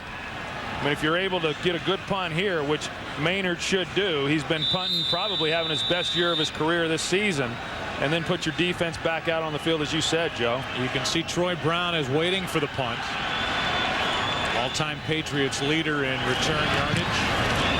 As a punt returner and a booming, spiraling kick that will hop into the end zone. So it looked pretty, but it will come out to the 20, where the Patriots will have it, up by 7. Fox NFL Sunday is sponsored by Southwest Airlines, proud sponsor of the NFL and official airline of Super Bowl 41. By SAP, software for great companies, not just great big companies. By K Jewelers, every kiss begins with K. And by Chevrolet, America's brand Chevy and American Revolution. Temperatures are up here at the end of November, the 26th. Boston skyline, and here in Foxborough, here are the Patriots up 7. First possession of the second half, and they run it with Dillon. He gets back to the line of scrimmage, and it's Briggs, the first one there for Chicago. And a comparison of these two quarterbacks, and look at the bottom, the quarterback rating under 60 for both. Yeah, but that's okay. I think that for most common folks, they would look at this and they'd say, wow, these quarterbacks have not played well. And just looking at the numbers, that may be true, but you're going against two of the top defenses in the league. They're not going to look as good as what they are against some other teams. And, you know, Tom Brady, we saw him on Friday. His back was actually giving him some problems. Thought it might be because of the surface. Handoff, and what a hit. That's Harris coming up from the secondary. Chris Harris, who's playing in place of the injured Todd Johnson, and he came flying in to make the tackle. Boy, he sure did. He just hit it right on the run. I mean, he started working up into the middle of the field there before the ball was snapped, and a lineman not able to get on him, and then he just meets him in the hole. And that was one of the concerns of Lovie Smith. You know, he started the first 2 games of the season at free safety, and then they put him on the bench, and part of the reason was because they didn't like the way he was tackling. Well, they had to have liked that. Now it's 3rd down and 10. Pressure on Brady. Underneath it's Falk. Briggs chasing him, and Vasher brings down Falk. And there's that defense doing exactly what it's done all season long. They force a 3-and-out. And the Bears figure to get it back with decent field position, a gain of only 4 for that entire series. Well, they're just so tough when they get teams into 3rd down. I mean, they lead the National Football League on 3rd down, and so you want to try to pick up first downs on 2nd down is basically the objective, because once you get to 3rd, you're going to have a hard time converting. Walter, a knuckleball, and a fair catch called for and hauled in by Devin Hester. There is the good field position at their own 44. Bears take over down by 7. Fox NFL Sunday is sponsored by UPS. What can Brown do for you?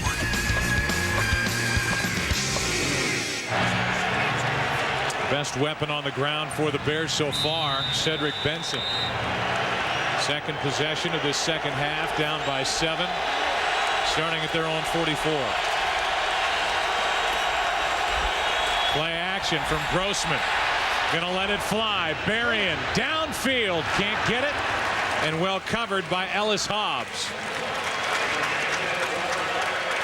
Ty Warren had pressure on Rex Grossman. And it's 2nd and 10. Boy, sure did. And because of that, Rex Grossman really was not able to get as much behind that throw as what he would have liked. And so the ball was a little bit underthrown. Bernard Berrien, you know, going up and trying to make a play on that, almost was able to. But again, it was a double move down the field. Boy, and those hurt. You get extended, you got your right arm up, and it exposes your rib cage, and that's right where Ty Warren put the helmet. 2nd down, quick setup and throw, and a miscommunication. Ellis Hobbs was out there, and it was Berrien who didn't turn around. Let's go to Chris Rose for a game break. All right, Joe, upset alert out west in San Diego. Aaron Brooks to John Madsen. Raiders up 14-7. It's their first 3rd quarter touchdown all season. Hey, it only took 11 games to pull that off. Back to Joe, Troy, and Pam. Wow, can anybody figure out the NFL? I was just going to say the same thing. I mean, if you can, you're a smart guy.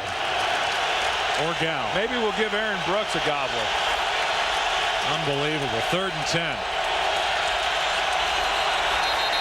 And penalty flags and whistles. Boy, was that play set up for something big. A screen to Jones, and he was all alone on this side of the field. But false start, 20, offense, 5-yard penalty, still 3rd down. Troy, I don't think I'm overselling it, saying had there been no false start there. I mean, there was nobody on this side of the field. That's right. That might have gone for a touchdown. That's how wide open, with nobody in front of him, Thomas Jones was, but the false start wipes it away, and it's 3rd and 15. Well, Chicago, you know, because they did punt with Brad Maynard and then their defense played so well, they started this drive with great field position. They've moved backwards. And now another 3rd and long. Now the Patriots get to tee off. And it's Seymour.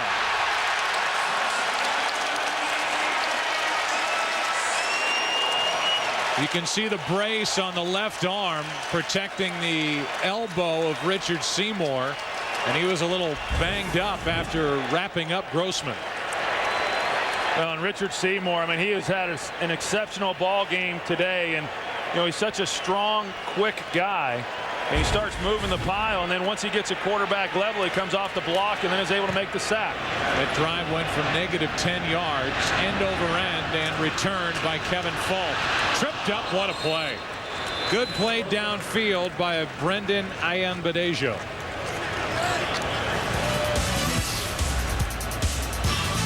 Good grab by Ayanbadejo, and it's 10-3 New England as they take the ball again.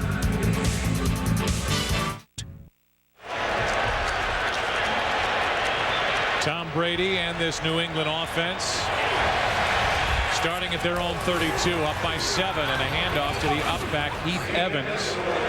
And Evans picks up nada. Tomorrow night on Fox at 8 Eastern, 7 Central. Don't miss the explosive fall finale of Prison Break. It's all new tomorrow at 8 Eastern, 7 Central, right here on Fox. Your discretion is advised.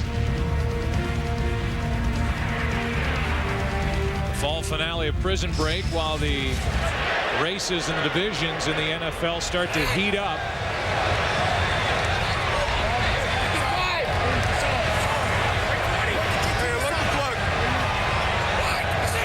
Second down and 10.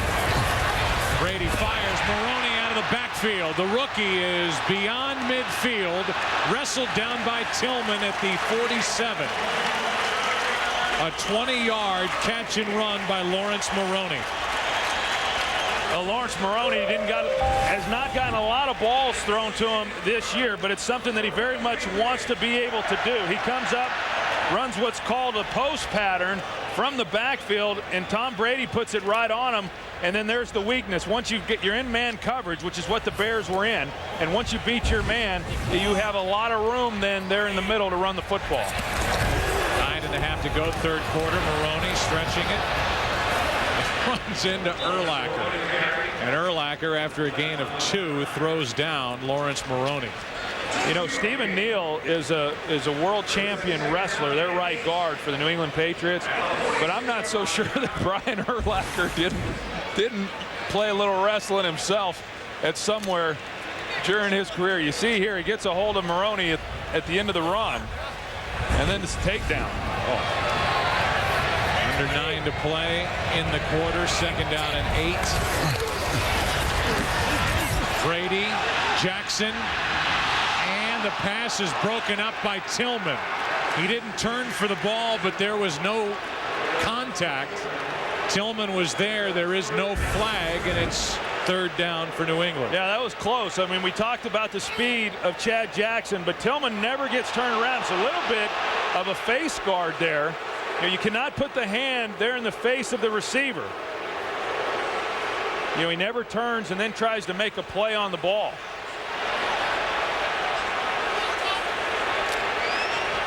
No flag is thrown, and the Patriots get to the line in a hurry on 3rd and 8. From the shotgun, Brady over the middle. The pass is caught by Watson, and the ball comes out into the arms of Caldwell. And now the ball out yet again, and the Bears take over. A penalty flag ends up on the field. Danielle Manning comes away with a football, and for the moment it's another turnover, but we'll check the flag. Over along the far sideline, the ball came out twice. And you wonder what the call is. First out of the arms of Watson. Well, Lance Briggs is who knocked it out. Rashae Caldwell catches the ball and then is trying to score himself. I know initially New England was acting as if they were going to get the ball back, but I don't see it. I see that being Chicago's ball. Yeah, I do too. After the play was over, we have a personal foul, unnecessary roughness on the recovering team, number 33. We will go half the distance to the goal. First down, Chicago. So after the play was over and after Manning came away with a football, Charles Tillman is flagged for this. Number 33. A Oh, yeah. Comes in and drills Watson. Definitely a foul, but definitely Chicago's football. This telecast is copyrighted by the NFL for the private use of our audience. Any other use of this telecast or of any pictures, descriptions, or accounts of the game without the NFL's consent is prohibited. Fox NFL Sunday is sponsored by Season's Best from Cadillac. Life, liberty, and the pursuit. Starting from just outside their own 6-yard line after the third Patriot turnover, Thomas Jones out to the 10. It's just amazing what's happened down on that end of the field, Joe. I mean, all the turnovers are taking place once the ball gets inside the 20 on this one end. Maybe it has something to do with the new turf. Well, it's been an odd game because of those turnovers, and the Bears, #1 in the league with 119 points off turnovers. When they get them, they have to go down the entire field, as they do here. 2nd down and 6. Grossman fires for Muhammad.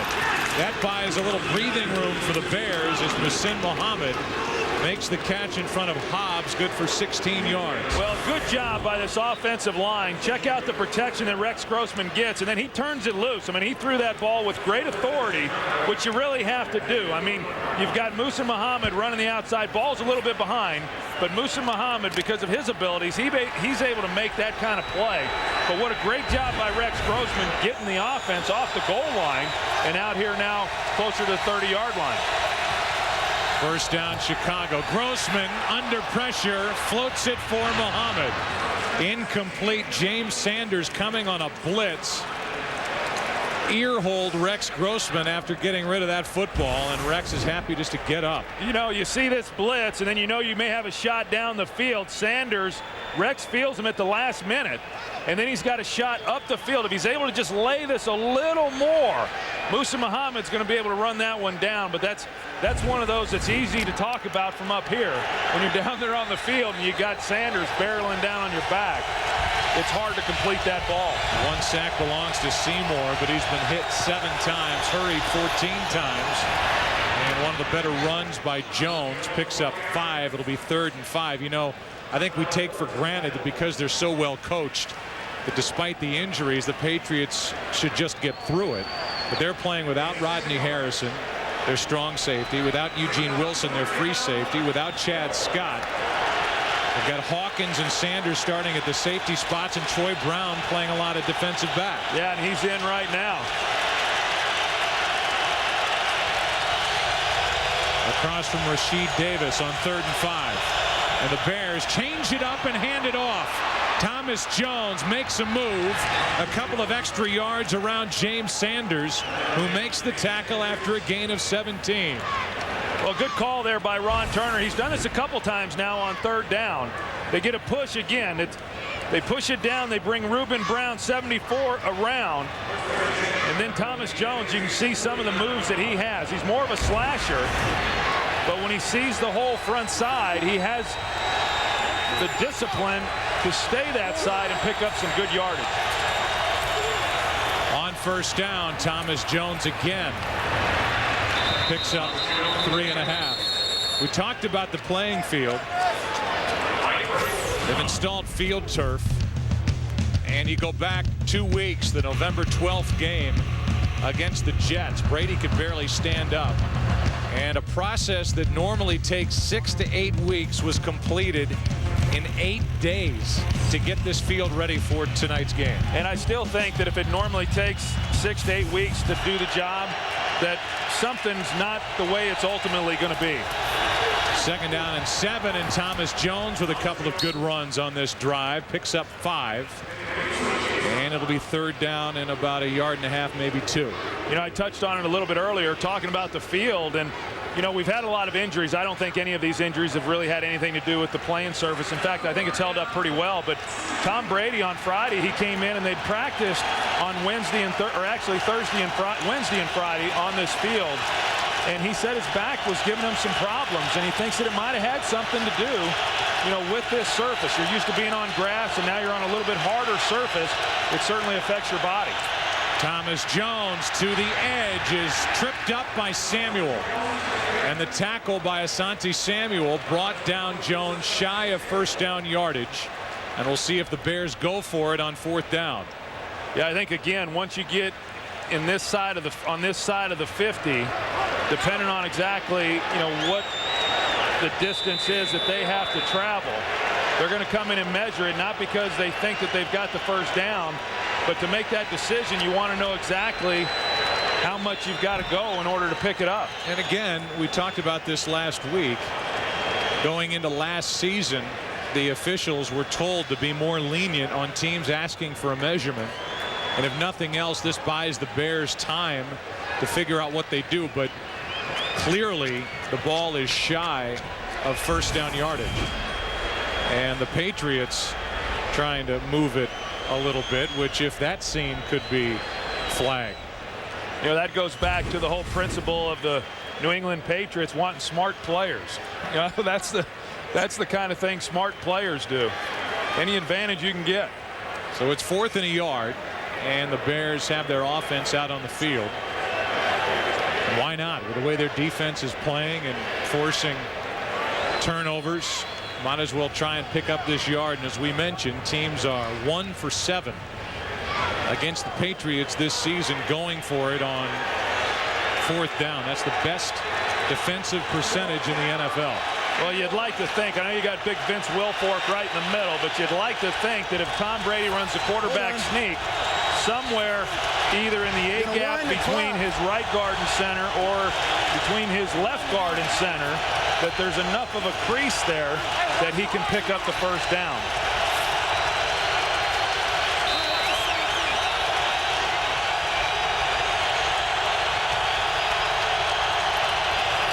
He carries it, and Grossman is brought down right at the marker. Depends on the spot, and we'll see how generous that spot is.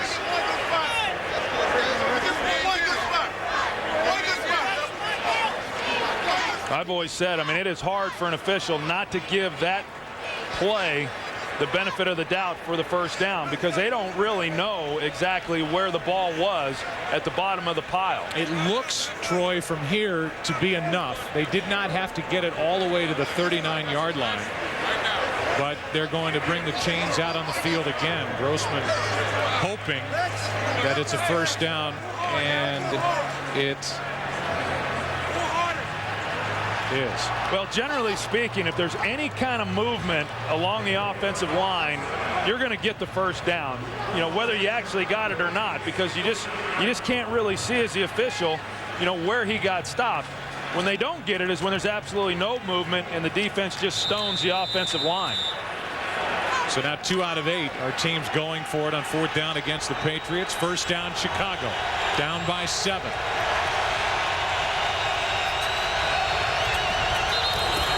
Coming across was Colvin.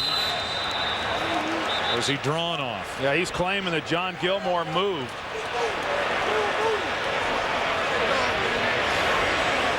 Unabated to the quarterback, 59, defense.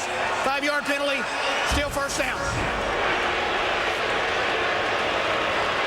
That is the first penalty of this game against the Patriots, and it certainly looked like Gilmore stayed still. Yeah, I think actually what Colvin was watching was the right tackle, Fred Miller, and he moved his hand. These defensive ends and linebackers, when they're trying to come off the ball, they're looking for any type of movement whatsoever to get the advantage. But I think that was a good call by the official. 1st and 5.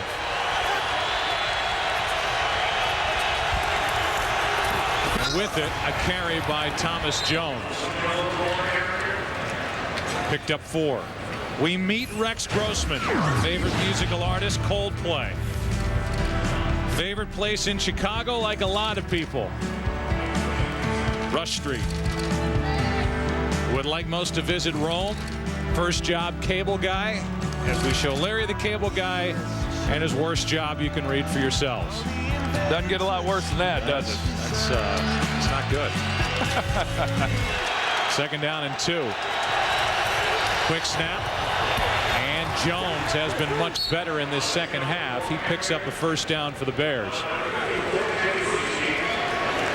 tell you, that's still some tough running inside there. I know Cedric Benson, he's had some success running the football. Thomas Jones, as you said, Joe, he's starting to have a little bit more success as well. But I tell you what, you got to be a pretty tough guy if you're going to run in the middle of this defense for the New England Patriots. Remember, they've got Vrabel now. The Patriots do back in the middle after losing Junior Seau to the broken arm.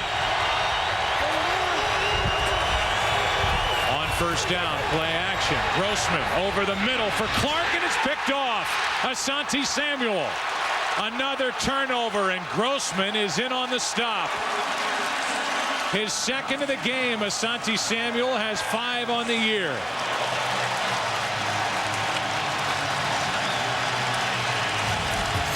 Inactive last week, bothered by a bad knee. His hands are fine. 2 interceptions in this defensive struggle, and the Patriots take over up by 7. Man can drive a hybrid car as long as he has... Who's this? That's my girlfriend. Hi. Now we're going to have to move our glass meeting cube. Nah, she won't say nothing. Yeah, he's in his man box. Wait, where you going? Bert said we'd be done by 4. This council has rules about ditching your friends. We'll be discussing those rules.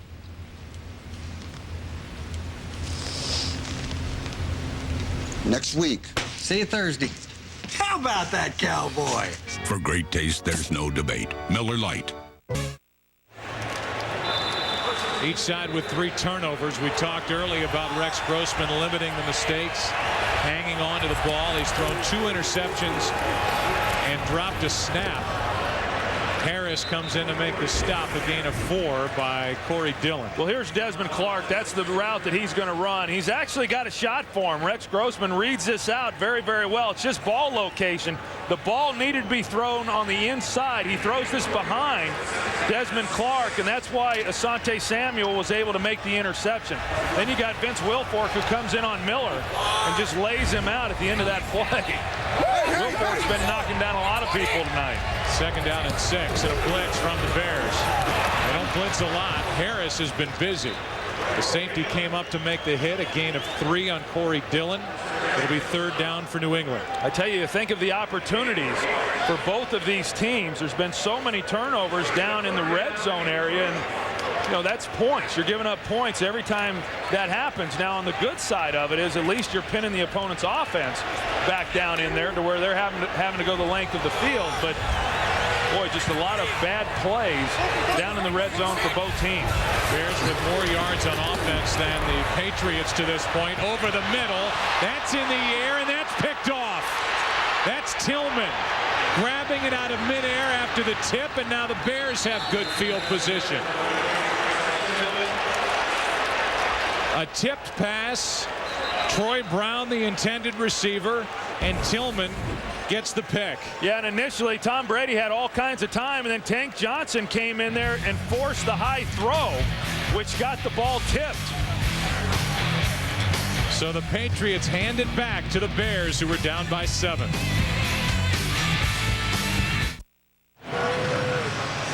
The Chicago Bears defense, number 1 in the NFL coming in, has forced 4 Patriot turnovers.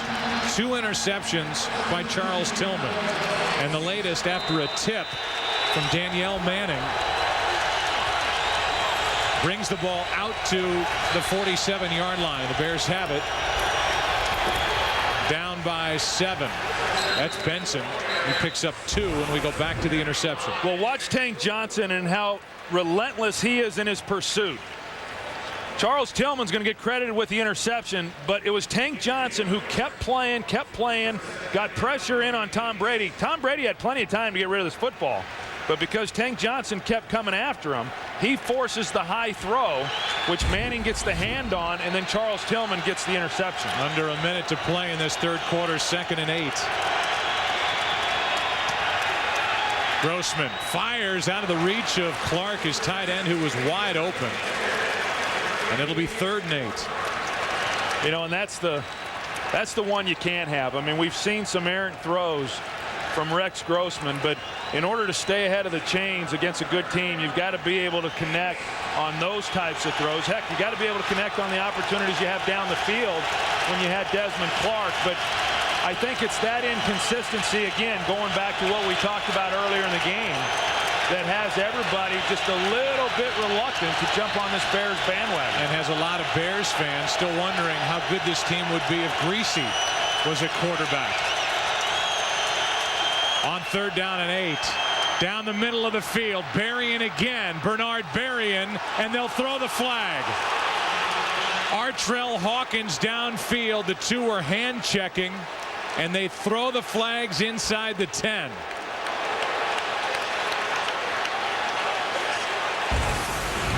I think the hardest thing sometimes is for a ball that's underthrown. 25, defense. Ball will be placed at the spot of the foul. First down.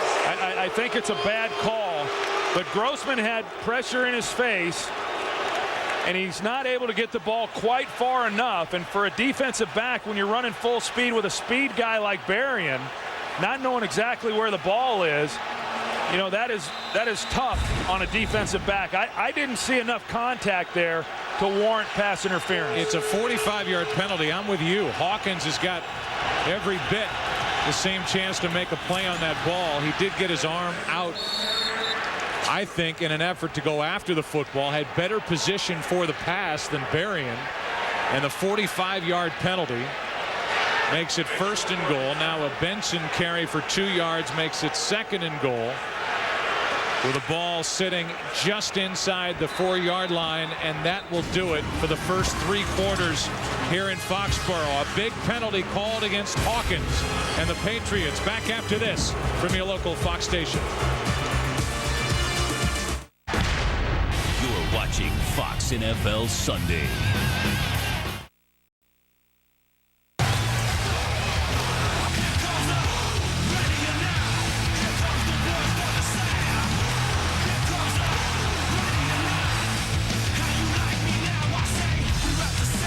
We are ready to begin the 4th quarter here in Foxborough.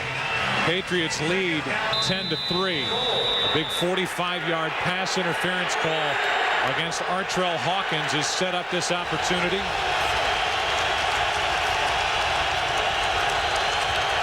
Second and goal. Grossman hit as he throws, and it's incomplete for Muhammad, and a flag comes down. A penalty flag comes in from the back of the end zone.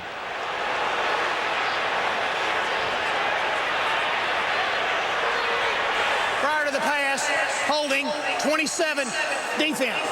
Half the distance to the goal, first down. He gets Ellis Hobbs on a hold. We'll take a look. Yeah, a little stutter move there. Yeah, I don't know. There was contact made, but that's not what brought the call. We saw the extended hand of Hobbs, but it didn't look to me like he had a hold of the jersey. On 1st and goal, it's Benson. Benson in for the touchdown. And the Bears take advantage of the pass interference call, the defensive holding call, and Benson pounds it in from 2 yards out. And with the extra point coming, the Bears have a chance to tie this game. You know, they just run it behind this left side of the offensive line. Reuben Brown leading the way. They get help from the fullback and then punch it in. But you're right, all set up due to penalty. 4th rushing touchdown of the season for Cedric Benson. And it's 10-10. Turnovers galore, and the Bears take advantage of the latest. They get this pass interference call and pound it in with Benson. They've tied it at 10 here early 4th quarter. Fox NFL Sunday is sponsored by My Plan from Fidelity. Retirement planning made easy. By Microsoft. Software for the people-ready business. By Aragon. December 15th only in theaters. And by Ford F-Series. Built for bold moves. Built Ford tough.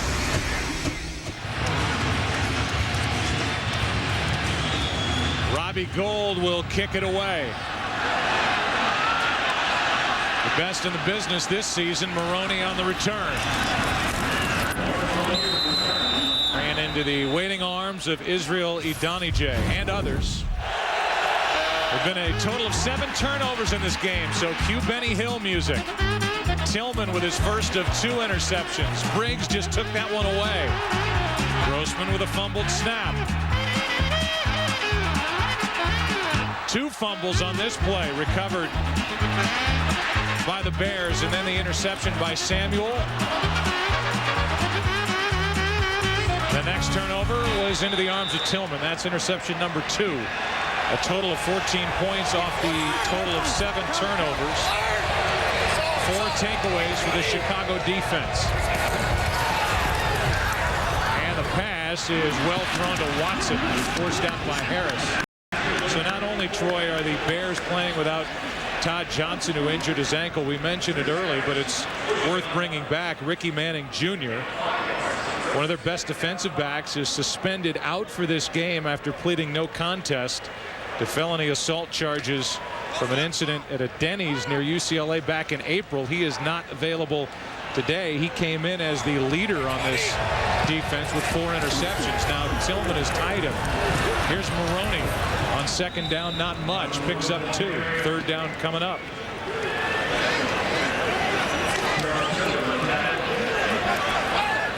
Well, you know, Ricky Manning, he's going to be out as he is tonight, but he'll be back next week. And I know Lovie Smith, he wanted him to go ahead and serve that suspension and get it out of the way, and so that it didn't linger with an appeal and all of that. I know in talking with Brian Urlacher, he was not happy about it at all, that it wound up happening with this game and what they view as the biggest game of their season to date. Third down and 3. Brady, time running out, buys some time and airs it out. Watson downfield. Benjamin Watson with a catch inside the 30.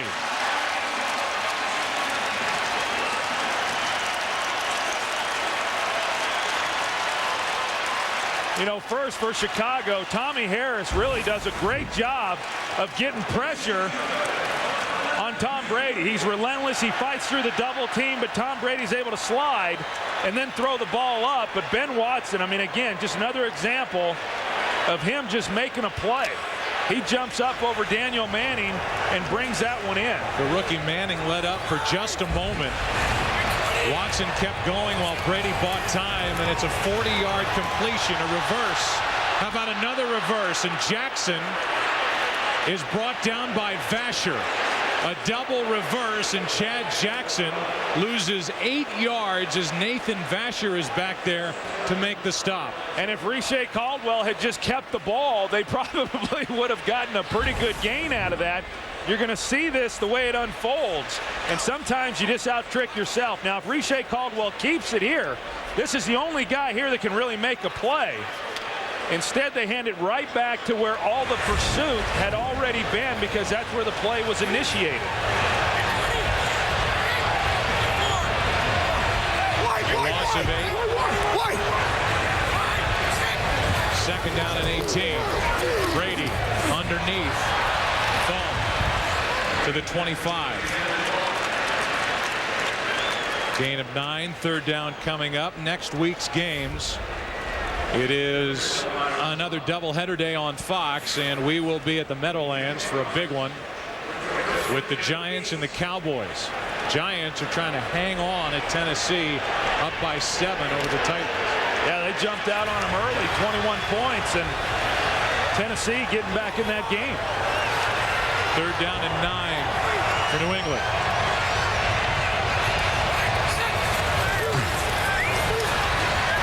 Brady steps up, try and run for it, makes a move on Urlacher and has a first down.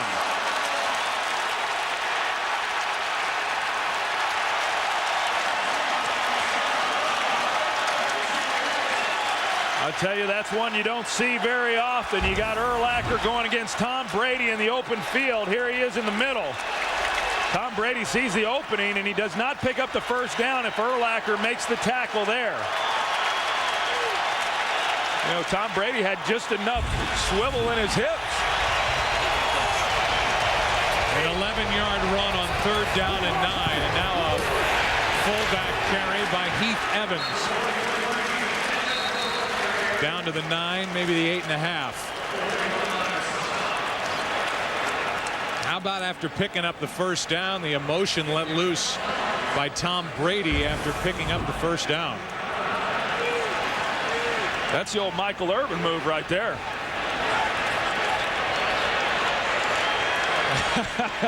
I know Tom Brady has great respect for Brian Urlacher. Went over there to say something to him, but Urlacher didn't want to hear it. 2nd and 5. Maroney. Urlacher the first one there. Maroney picks up 2. 3rd down coming up. I'll tell you, this is an impressive drive for Chicago.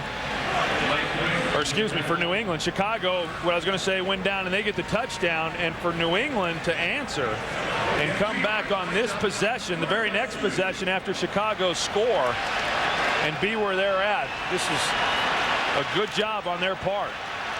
Started at their own 27.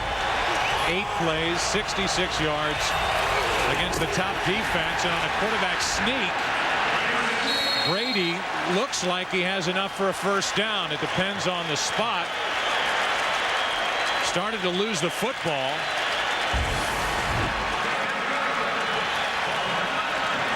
And it's a first down for New England. That's right. That was Lance Briggs who was coming in and got his hand on the ball and just about got it loose. Only imagine if they get down here again and then turn it over. Vrabel, number 50, is in and eligible. And a weapon. 1st and goal. Maroney over the right side. Tripped up. Hillenmeyer was down there at the bottom of the pile for the Bears. 2nd and goal.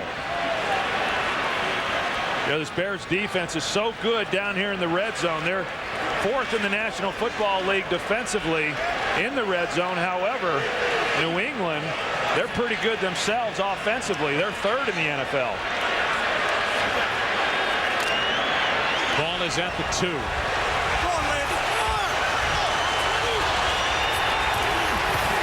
Brady keeps it, flips it. Watson for the touchdown.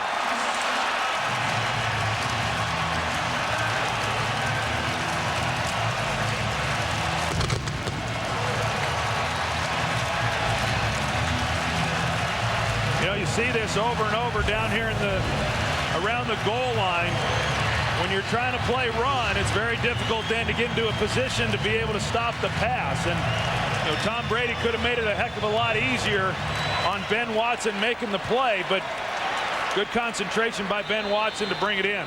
Ball a little underthrown. Watson makes the grab. Scores his 3rd touchdown of the season. And it's 17-10 New England. And the 5th straight year for Brady with at least 20 touchdown passes. The latest to Watson and a 7-point Patriot lead.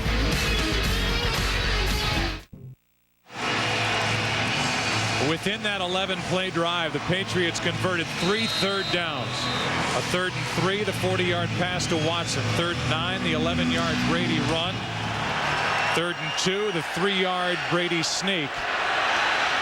Now it's Rashid Davis who can make it only to the 20.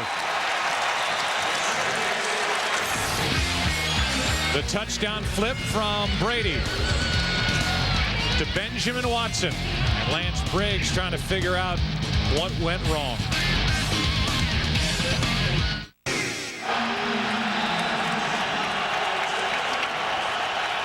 Brady now will stand and watch as Rex Grossman takes over. Starting from his own 20, and the pass batted down in the direction of Seymour again. They're the offensive leaders for the Bears, and there's the day. 2 interceptions for Grossman. Also put the ball on the ground with a mishandled snap. 13 out of 29 for 175 yards. 2nd down and 10. Well, Chicago now gets an opportunity to try to answer the score that New England just put up and see if they can do it. Hand off to Thomas Jones, picks up 9. Brought down by Sanders, and we go to Chris Rose for a game break. All right, Joe, maybe I was premature to give LT an extra gobbler or something, but how about a Johnny Unitas award? It's his 5th career touchdown toss. That to Antonio Gates ties the game against the Raiders at 14. Back to Gobbler Central, Joe, Troy, and Pam. That's us. Wow, what a game out there. Who expected that in San Diego? 14-14 game. Now 3rd down and 1. Misdirection play and a 1st down carry by Thomas Jones. Bruschi on the tackle, a gain of 3 and a fresh set, as now Teddy Bruschi is down. Wow, it is amazing how many guys that we've had go down tonight. We've lost Seau, and now Bruschi is down and getting attention. We will take a break. 1st down for the Bears.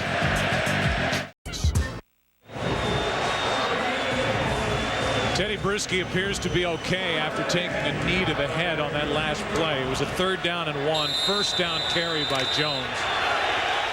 Clock winds with under 7.5 to play. New England up by 7.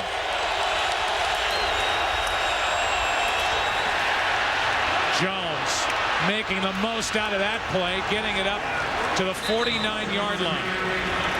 That looked like it was going nowhere, and Thomas Jones able to bounce it for 18 yards. I tell you, that looked like the kind of stuff Walter Payton used to do. I mean, you watch him to the front side, and it's all bottled up. I mean, right here they have him. Richard Seymour comes in and bangs him, but he doesn't wrap him up, and Thomas Jones bounces out of that. I tell you, so many times we see tacklers come in and not use their arms and wrap people up, thinking you can just knock them to the ground with a shoulder. That time it cost the Patriots. Teddy Bruschi back in the game as Jones carries it. Thomas gets it into New England territory to the 48. Tuesday at 9 Eastern, 8 Central. Watch the Emmy Award-winning smash hit House. All new at its new time. Tuesday, 9 Eastern, 8 Central, right here, only on Fox. Your discretion is advised. 2nd down now for Chicago. 2nd and 7. Trying to answer the New England touchdown.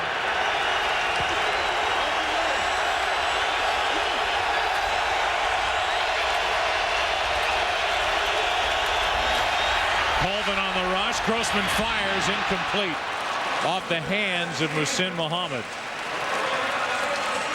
3rd down, and you look at the numbers in the 4th quarter, closing time for Rex Grossman this season, and the 2nd lowest quarterback rating to Andrew Walter of the Oakland Raiders. Well, that would be a little bit of a concern. I mean, it certainly would be a concern in this game. You know, in any game when you're playing against an opponent that's of equal talent as what you are, because these games come down to the 4th quarter and your quarterback's got to dictate whether or not you're going to win. 3rd down and 7. Off his back foot. Firing it downfield. More contact and a flag. Hobbs was down there with Bernard Berrien, and they'll throw the flag again. It's the best play the Bears have had, Pass really. interference, 27. Defense. Ball will be placed at the spot of the foul. 1st down. You know, the double move, slant and go, and Hobbs tries locating the ball, and I think their feet just get tangled up, and you know, it's a hard one because there's going to be contact, and the defense has just the same amount of right to go up for the ball as what the offensive player does. The ball was thrown inside. It was going to be a very difficult ball to catch as it was. But then you pick up all these yards. I've always said that I think that pass interference should be a reviewable play. As it is, a 30-yard penalty. There was some contact with the upper body prior to their legs getting tangled. And if Thomas Jones won't go down, picks up 3. I will say there was at least more contact down the field with Hobbs and Berrien than there was on that 45-yard penalty with James Sanders that led to their last touchdown. Well, and the reason the ball was thrown where it was, I'll tell you, Rex Grossman he's been under a lot of pressure. I mean, there have been times when he's had time to throw the ball, but for the most part, he has had to get rid of the football with people in his face, and he's taken a lot of hits. I mean, you can say what you want to about Rex Grossman. This is a tough individual. 2nd down and 7. And timeout Chicago. So a timeout for the Bears. And if not for a couple of huge pass interference penalties, where would the Bears be? But now they've got their opportunity, and we'll see what they do with it, as they've at least taken advantage of it one time on their last drive when they went in for their touchdown. Yeah, I mean, this has just been a great game. I mean, it's been everything that we hoped that it would be coming in. I don't know that any of us expected the number of turnovers that we've had. I think it points out that as much as coaches want to talk about not turning the ball over, Lovie Smith said, hey, we got to protect the football. Bill Belichick said, going up against a great defense, got to protect the football. That, you know, the game doesn't always play out that way. But outside of that, this has been a well-played game, and about what we thought between two evenly matched teams. Yeah, and two defenses that came in playing very well, not giving up a lot of points. The Chicago defense doing its usual work. And the same can be said. You know what will be the talk after this game, if the Bears should come back, will be the pass interference calls. One against Hobbs, the previous one against James Sanders, that has given Chicago life as they trail by 7 here.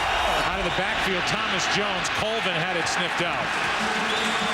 Roosevelt Colvin was out there, stopped the play, and it's 3rd down for Chicago.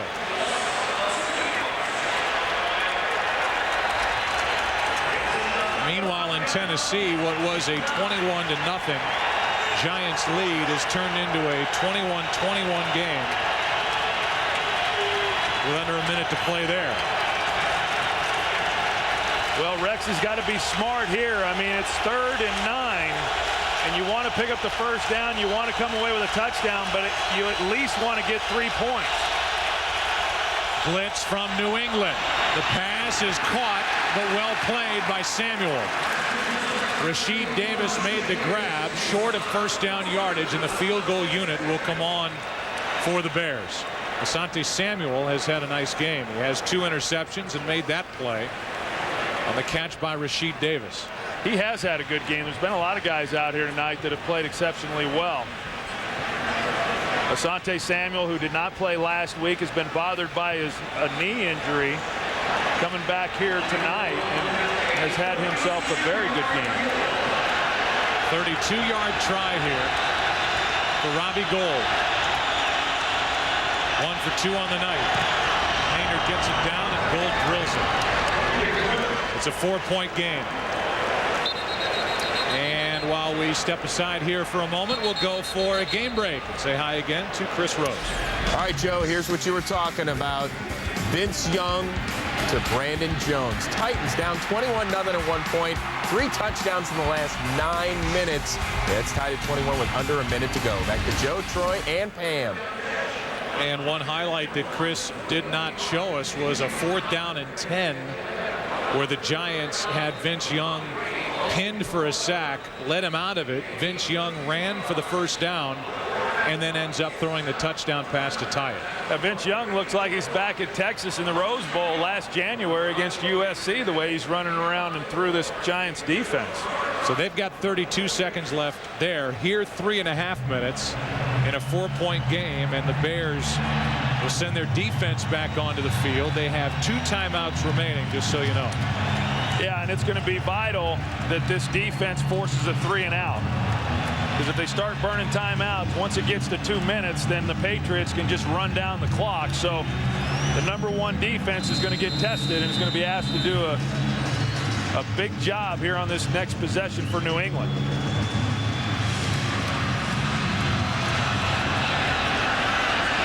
Maroney on the return. Maroney gets out across the 25 where he is hit and dropped after an 18-yard return. Well, we want to thank our truck drivers. 3 trucks starting in New York, going to Dallas, Texas. Our drivers, Dean Bowtie, Mike Leon, Denise Dunn, Patrick Daniels, Tommy Kilman, and Sharon Dennis.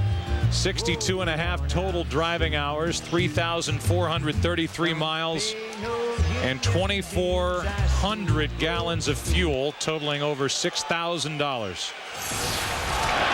And in addition to that, a lot of time away from their families.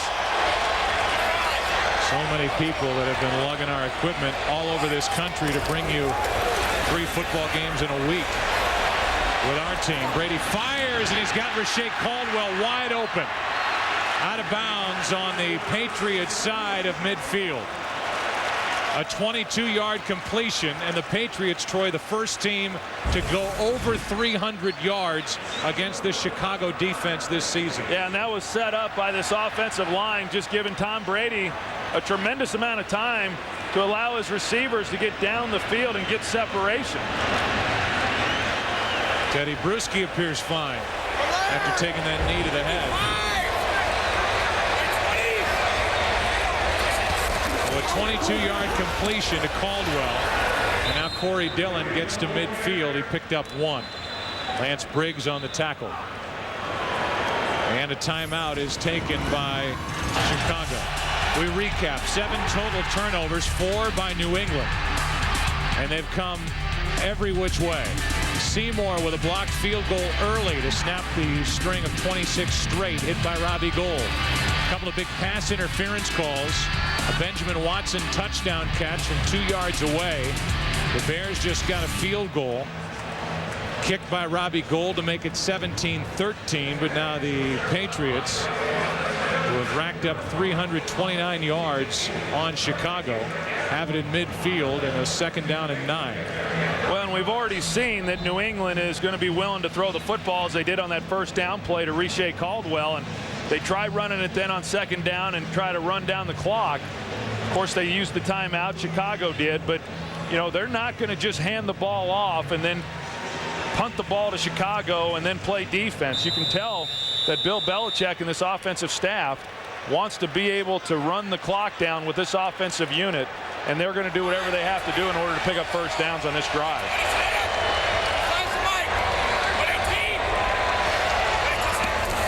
2nd down and 9. Play action from Brady, who's hit as he lets it go. It's incomplete. That's Mark Anderson, the rookie, who has 8 sacks, which ties a Bears rookie record. They took half a sack away during the week. Yeah, he's right here on the end, and he is a special player. I mean, he has done a great job this year. He's got such great speed and athleticism, and he's able to keep his pad level down, which is something very hard to do when you're running around the edge. But he has the ability to do that and made a big play there because he doesn't get the sack, but he's able to at least force the incompletion, and then they don't have to use their last time out. 3rd down and 9. Out of the shotgun. Quick throw. Pass caught. Caldwell. Rashae Caldwell down inside the 30-yard line. Dragged down by Tillman. A 20-yard completion. Well, they get the ball into the hands of Caldwell right away, and Charles Tillman, you know, tries to come up and make a play. If he's able to make the tackle, he leaves him short of the first down, but he slips, and Caldwell picks up the first down.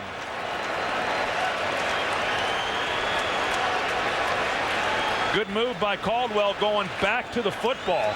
He didn't wait on it. Had he have waited on the ball, Tillman probably makes the tackle, but because he went towards the football and got it, he had the angle then to get by Tillman. Approaching the 2-minute warning, and Heath Evans carries it, picks up 2. With 2:18 to go, the Chicago Bears will spend their final timeout. The OT presented by Lowe's is coming up immediately following this action. Scores and highlights from this week 12 around the NFL.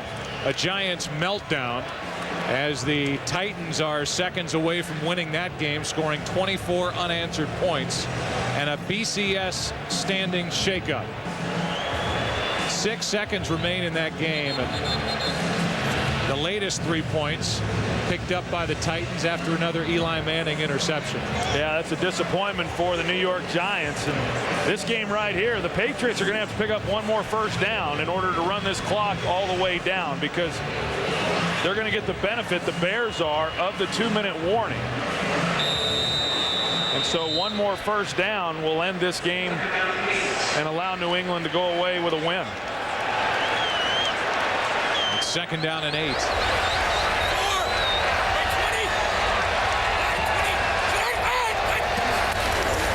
Corey Dillon, the tailback, gets it. First hit by Tommy Harris, and they will mark Dillon as the two sides get into it. Tillman is in the middle of it, along with Matt Light.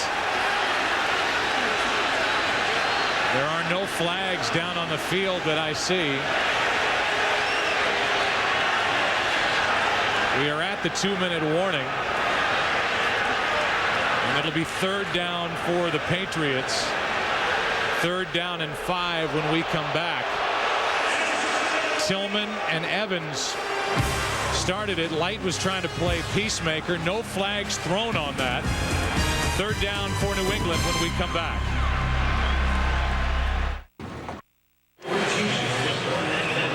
It's 3rd down and 5 for the Patriots, leading by 4 with 2 minutes left in this game. Chicago out of timeouts.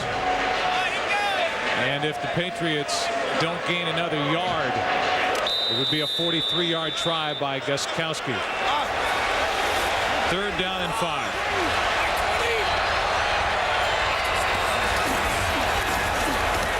Corey Dillon carries it on 3rd and 5, doing all he can. Ball is out. And it belongs to Chicago. Instead of getting the field goal try, Dillon fumbles. And if this play stands, we're under 2 minutes. It would be the 5th turnover by Bill Belichick's New England Patriots. Well, this is really amazing, and the ball clearly out. And what happens then is that had he have just been able to hang on to the ball and they kick the field goal, the Bears would get it with about a minute left in the game, having to go down the length of the field and score a touchdown. But now they've got plenty of time on the clock. Of course, no timeouts. And a touchdown would win it. It was Manning who was in on the stop. Urlacher there first. Danielle Manning held him up. The fumble happened. Alex Brown recovered it for Chicago. And now here is Rex Grossman. Well, I've got to believe that they will at least review this. But they're not going to. The crowd is screaming for a review. They won't get it. Grossman airs it out. Rasheed Davis downfield, and it's Samuel with his 3rd of this game.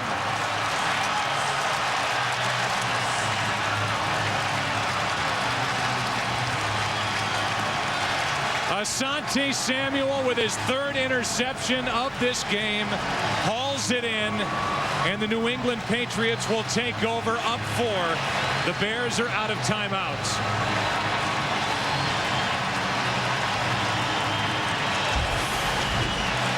What you're going to see here, they got a chance, but they've got to lead the ball. He throws it up over the top. Asante Samuel is there to be able to make the play. Rasheed Davis, if he leads him to the middle, he's got a shot, but he threw it over the top. That is the 4th Bears turnover of the game, the 9th combined turnover. And now it's kneel down time to run out the clock for the Patriots. And let's talk about Grossman here as we wind down.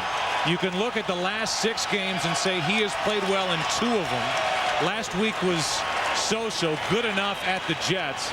And you know that there will be Bears fans and articles written about Brian Griese, who's standing there on the sideline, while Rex Grossman has struggled in this game here against the Patriots. Well, he struggled in this game here, and he struggled with ball location. It wasn't a matter of making poor decisions.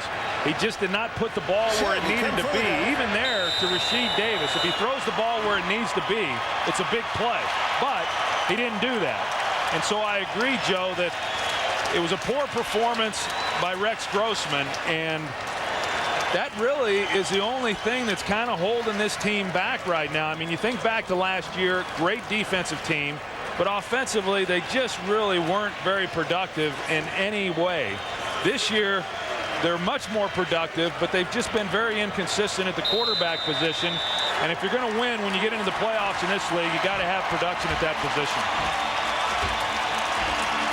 That's it. Patriots win it by 4 as the clock winds down. Our game being produced by Richie Zients and directed by Artie Kempner. Our thanks to Steve Horn, the editorial consultant here in the booth. Our technical producer is Joe Stevens. Technical director is Rich Basili. And the audio mixer, Fred Aldis. It's been a long week of football. 3 good games. Bears at the Jets, then Thanksgiving. And this one here between Chicago and New England. We'll take a break, come back, wrap up here. And then the OT presented by Lowe's. We'll talk a big day of football. A lot of upsets here in Week 12. BCS standings. So much more to come. So long for just a while. New England wins it. Perfection. Brunch. $30. Hey, that's okay, Wendy. That was a good carry. You're still the man. You're the man. Latte. $4. Shake it off, Johnny. Rub some dirt on it. New piano. $3,000. All right, guys. They're not saying boo. They're saying movers. Supporting your team. Priceless. It's all right, Bobby. You still got the best arm in the neighborhood. There are some things money can't buy. For everything else, there's MasterCard. This is decaf, right? We're back here at Foxborough where the New England Patriots beat the Chicago Bears 17-13. UPS leaderboard. Quarterback Tom Brady with a big night, 22 of 33, 269 yards, a touchdown and 2 interceptions. Thomas Jones running the ball in his losing effort, but Ben Watson came down with a number of big catches in this ball game. UPS, what can Brown do for you? Amazing overhead shots of tonight's game were provided by the Texas Instruments DLP Ultimate Picture Cam. DLP, it's amazing. It's the mirrors.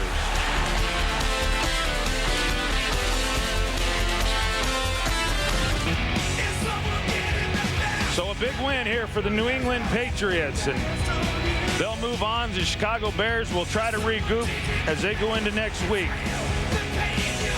The OT starts now. It's week number 12 in the NFL, and the hits just keep on coming. In Atlanta, could the Falcons snap out of their funk and keep New Orleans in one? Joe Horn makes a one-handed grab. Would Carolina keep its spot atop the NFC South? Could Big Ben Steelers save their season in Baltimore against the Ravens? Did the Bears show the Patriots that they own the Northeast Corridor? All that plus who's number 2, Southern Cal or Michigan? The answers are right here because the OT begins right now. It's the OT. Presented by Lowe's. Let's build something together. Oh, what a day around week 12 of this NFL season. This league is getting harder to figure week after week after week. Let's go to the highlights right away here on the OT. All right, Saints traveling down to play the Atlanta Falcons, the leading passer in the National Football League. Drew Brees of the Saints gets it going early. Back, 76-yard touchdown pass. Devery Henderson, take it to the house, young man. He does that. Saints up early over the Falcons, 7-0. Michael Vick, can he run? Yes, he can. 127 yards rushing in this football game in the first half alone. 51 coming on that scramble right there. And then Michael Vick, his frustration to the fans, blocked out by our cameras. He will hear from the NFL office on that. It is 31-13 New Orleans over the Saints. Carolina at Washington. Jason Campbell, the rookie quarterback, getting his second start to Antoine Randall, 4-yard touchdown strike. 10-6 Redskins over Carolina. Campbell then to Chris Cooley. Break a tackle. Take it all the way. He does. 66 yards and a touchdown. Redskins 17. Carolina Panthers 13. How about the game we just saw in a touching moment with Junior Seau leaving the field? Injured right arm, folks. We think it was broken. We won't comment any further on that till we get a review on that. Tom Brady, though, touchdown pass, a 2-yarder to Ben Watson, 17-13. New England takes care of the Chicago Bears. Ed Reed and Ray Lewis. Lewis on the right, getting ready for the game against bitter rivalry of the Steelers. Roethlisberger sacked by Brad Scott. 9 sacks on the day, a career high against Roethlisberger. Corey Ivy knocks him down. Adelius Thompson Chubb scoops it up 57 yards later. It's a touchdown. Then during this game, Troy Polamalu suffered a knee injury, carted off.